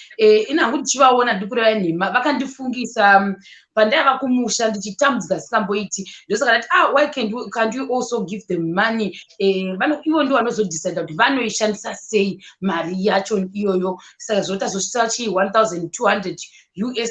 I think imari inokwanisa kuti kanawo vachizinge vada kushandisa zvavanoshandisa vachabatsirikana. Vandifungisa life yangu ndiri kumusha pandakavaona vachitaura baba namai vani vaTapiwa. Saka mari iyi iri kufanira kuinda kune maparents atapiwa, kwete kuti inonzi ngainoshanda zvayo panguva ino, nekuti tinoziva kuti vanhu vazhinji vari kudonata, but isusu mari iyi ngaiende kumaparents. Isn't it sister Eunice?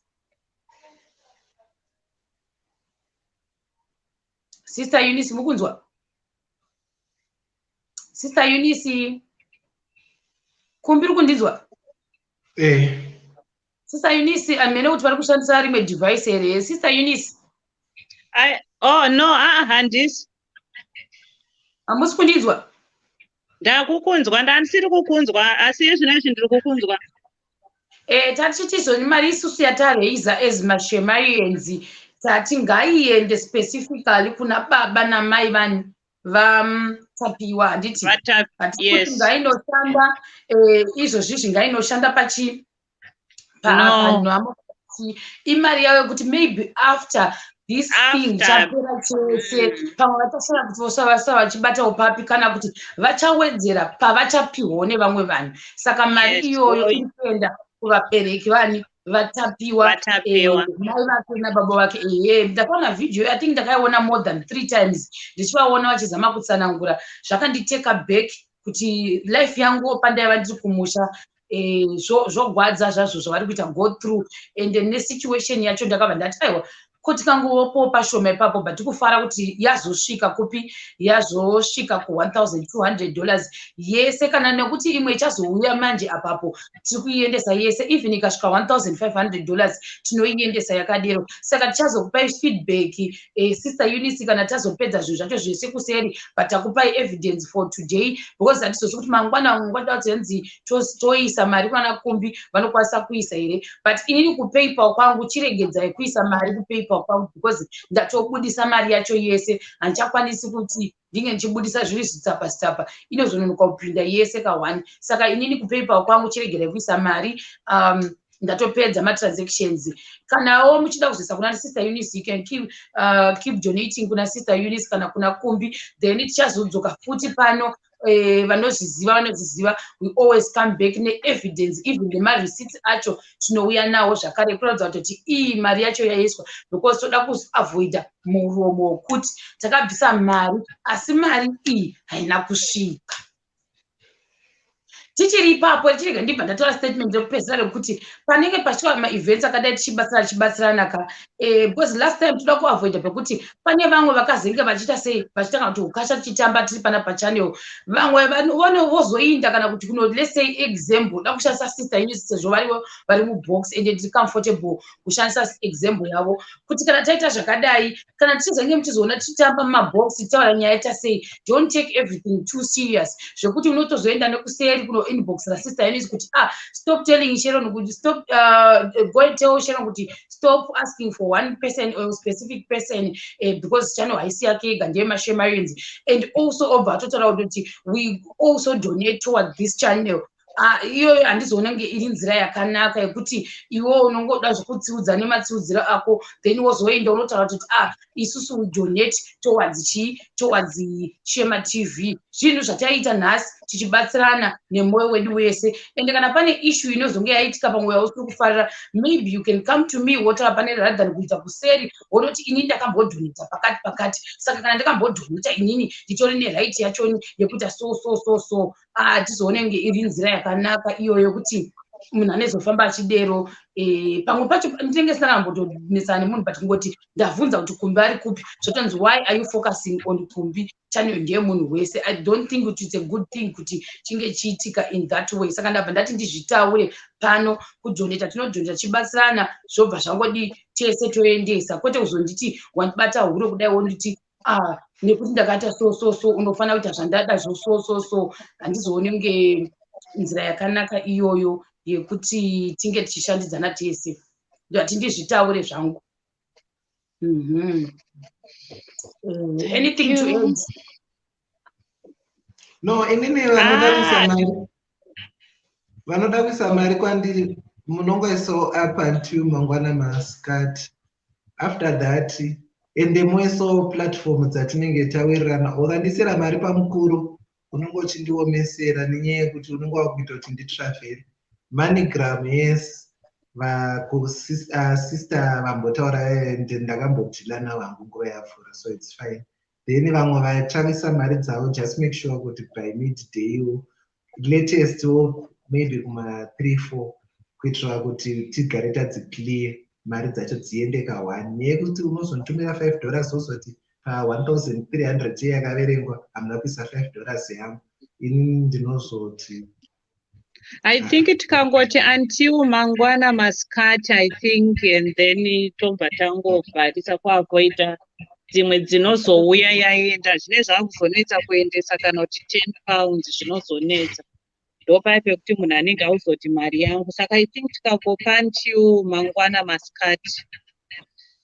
hanzi mari direct kuvabereki isusu I think tichashanda nani natete tiudha sezvo varivo vari kuenda nezvinhu izvi so tichataura navo kuseri because isusu hativazivi vabereki vatapiwa tichataura nani naantitiudha izi ndiiti sister Eunice ndizvozvo ndo vachanyatsotiudzawo kuti zvakamira sei but either way hayo mari iri kuenda kuvabereki vatapiwa kuna baba namai vatapiwa asi ndofunga nditiudha ndo vari paground ndo vari kuita maups and down vari kunyatsoziva vane maupdates ese saka tichinzwa kwavari asi mari iri kuenda ende ichazobatsira after funeral because nhamo ikapera vanhu vanongosara life yavo yava vachirarama.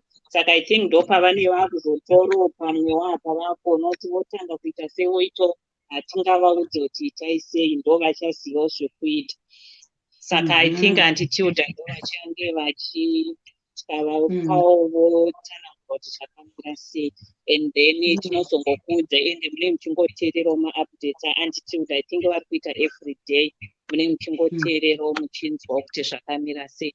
Vane vachiuda kuisa mari maakaunti mangu it's okay, munoisa zvenyu kusvika mangwana, maybe kusvika mangwana ndongoti 3 o'clock mangwana and then vanhu mostopa henyu it's okay.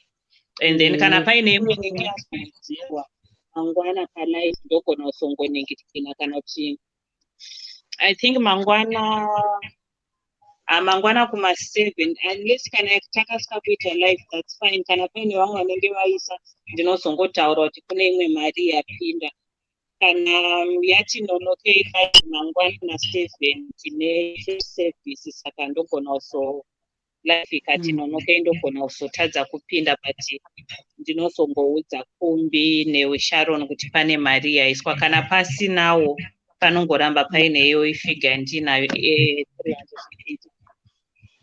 I think pane kakuita miscommunication kaitika apa. Tati isusu zvese kana zvapera Sister Eunice ndio vachatibatsira nenyaya yekuti vazenge vachitaura nani na I think Sister Eunice vachamira vari spokesperson wedu panhau ino iyi yani yatapiwa votaura volayeza kuti zvofambiswa sei but isusu we only know Tete Tilda vamwe hativazivi. Saka tete sei Sister Eunice vachabata anti-Tilda votaurana navo kuti zvofamba sei. Saka ndo vachashandzana navo ndo vatinogara tichiona and ndo vatinofollowa zvese. Vamwe hativazivi tongoziva anti-Tilda chete ndo vatoziva. Saka ndo vachashanda navo.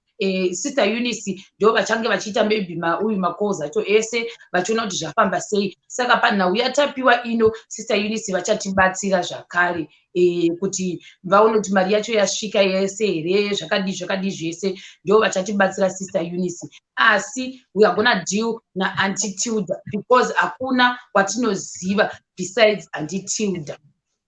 And idzi nhau dzemari is better kuti tidzive nemunhu watinogara tichiziva kuti ndiye ari kuita sei, ari kuita zvinhu zvacho zvese. Saka tichashanda naanti-Tilda. Tichatsvaga kuti tovabata papi anti-Tilda vachoni Sister Eunice vozvigadzirisa zvese kuti zviri kufamba sei then vozotiudza kuti vataura navo dziripo ndinati.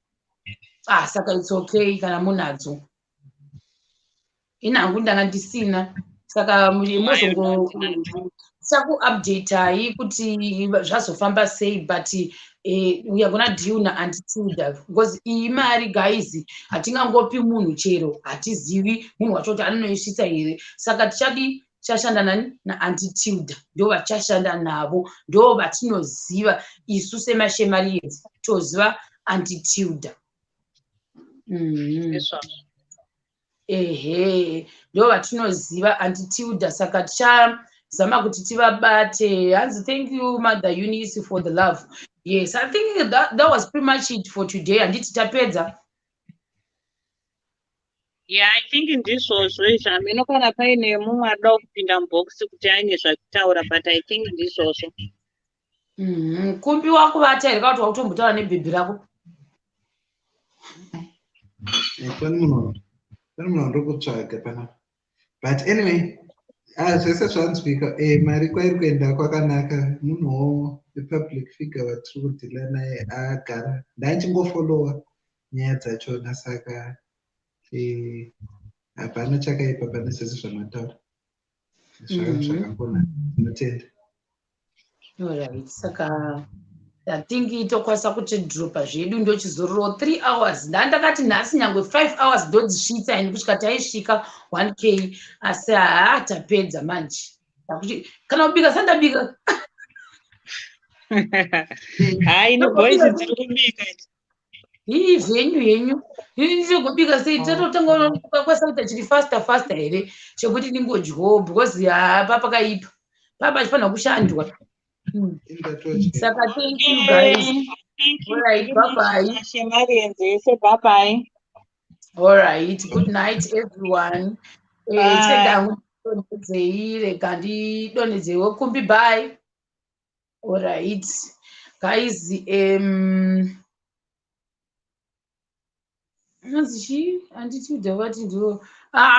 don't know. Chazotaurwa nani na chazotaurika na si na anti na ndakuti anti Eunice nani. No, Sister Eunice, guys. Saka, let's just wait for one person kuti aite ma communications acho tisazouya neinformation mwakane zvakati chire guys. Sister Eunice vachitaura nani na antitilda vachoni vapedzerane pache zvavo choti one person ndiyo ota sei otaura navo. Inini handitori no nhamba dzanditozivi kuti vanobatika papi and handizozivi kuti namwe ndikada kutaura navo vanokwanisa kunditeerera here kana kuti havakwanisi kunditeerera. Saka Sister Eunice ndio vachaita spokesperson wedu panhau iyi. Torega kuti munhu wese oinda kuna antitilda achinotaura navo kuti tine mari yedu yabva kuSHEMATV. Munhu one chete ari pano ndiye anofanira kutaura nani naantitilda. Kana zvichiitawo vachava vachizotiudzawo futi mafeedback Sister Eunice vachoni. Ndosaka tati Sister Eunice because munhu wechikuru guys, munhu wechikuru votaura nani natete Tilda. Saka ngatisazokanganisai, tomirira one person kuti ataure nani navo because vanotadza kuzonyatsa kunzwisisa. Ndofunga tete Tilda twakaona munhu wese achingouya achiti tine mari yedu yatakadai, tine mari yedu, pamwe isa asati atodi tanyatsa kuona kuti figa yedu yamira sei. Zvinhu zvatiri kuita tiri panapa chete. Saka ngatimirirei one person azofona ne-an actual figure uyezve sezvo varivo vachaita sei vachiita matransactions. Please I beg you in the name of Jesus, haikona kuzoenda kuna Tilda muchiti tine mari yedu irikuyayo, tine mari yedu, because tichida kumbounganidza guys. Vanozoita confused. Munhu mukuru woka Tilda vaya, munhu mukuru. Saka hazvizodi kuti tiite kunge tisina order. So I think ndo zvandava nazvo muzirama kupa kwakutanga kuti maona manje. Zveshuwa vanhu ngavasanyanya kuinda kuna antitilda vakati zvakati. No guys, ngatimirire Sister Eunice chete. Inini kana neniwo handisi kutokwanisa kutoenda kana kuinbox kwavo, handitokuzivi kuti kwakaita sei. Saka ngatimirire Sister Eunice vaite zvese. Kana nyangwe Sister Eunice vakada kuita mabvunza chaiko mangwana, tinokwanisa kuvapa go ahead nekuti ndiwo vatati ndiwo spokesperson wedu panhau yani yatapiwa iyi, vatibatsire. Vamwe vese ngatingomirai timirire kuti zvichafamba sei. Ngatingomirira kuti zvichafamba sei and antitilda vacho vachati chii. Saka I think ndaboini. Handizoti ndichapika here kana kuti ndichangwisa chikapu cheti ndova 10. Guys, good night. Bye. God bless you all and ndoti zvoni rest in peace Tapiwa and mhuri yekwana Tapiwa Makore iite sei inge ichinyaradzwa nezita raJesu. That's all I can say and God bless everyone. Atambanudza ruoko rwake muzuva ranhasi. We always do magames edu akasiyana-siyana, but today you have showed us once again kuti tine spirit of ubuntu yatinayo zvedu pano paSHEMATV. Saka thank you very much. Good night.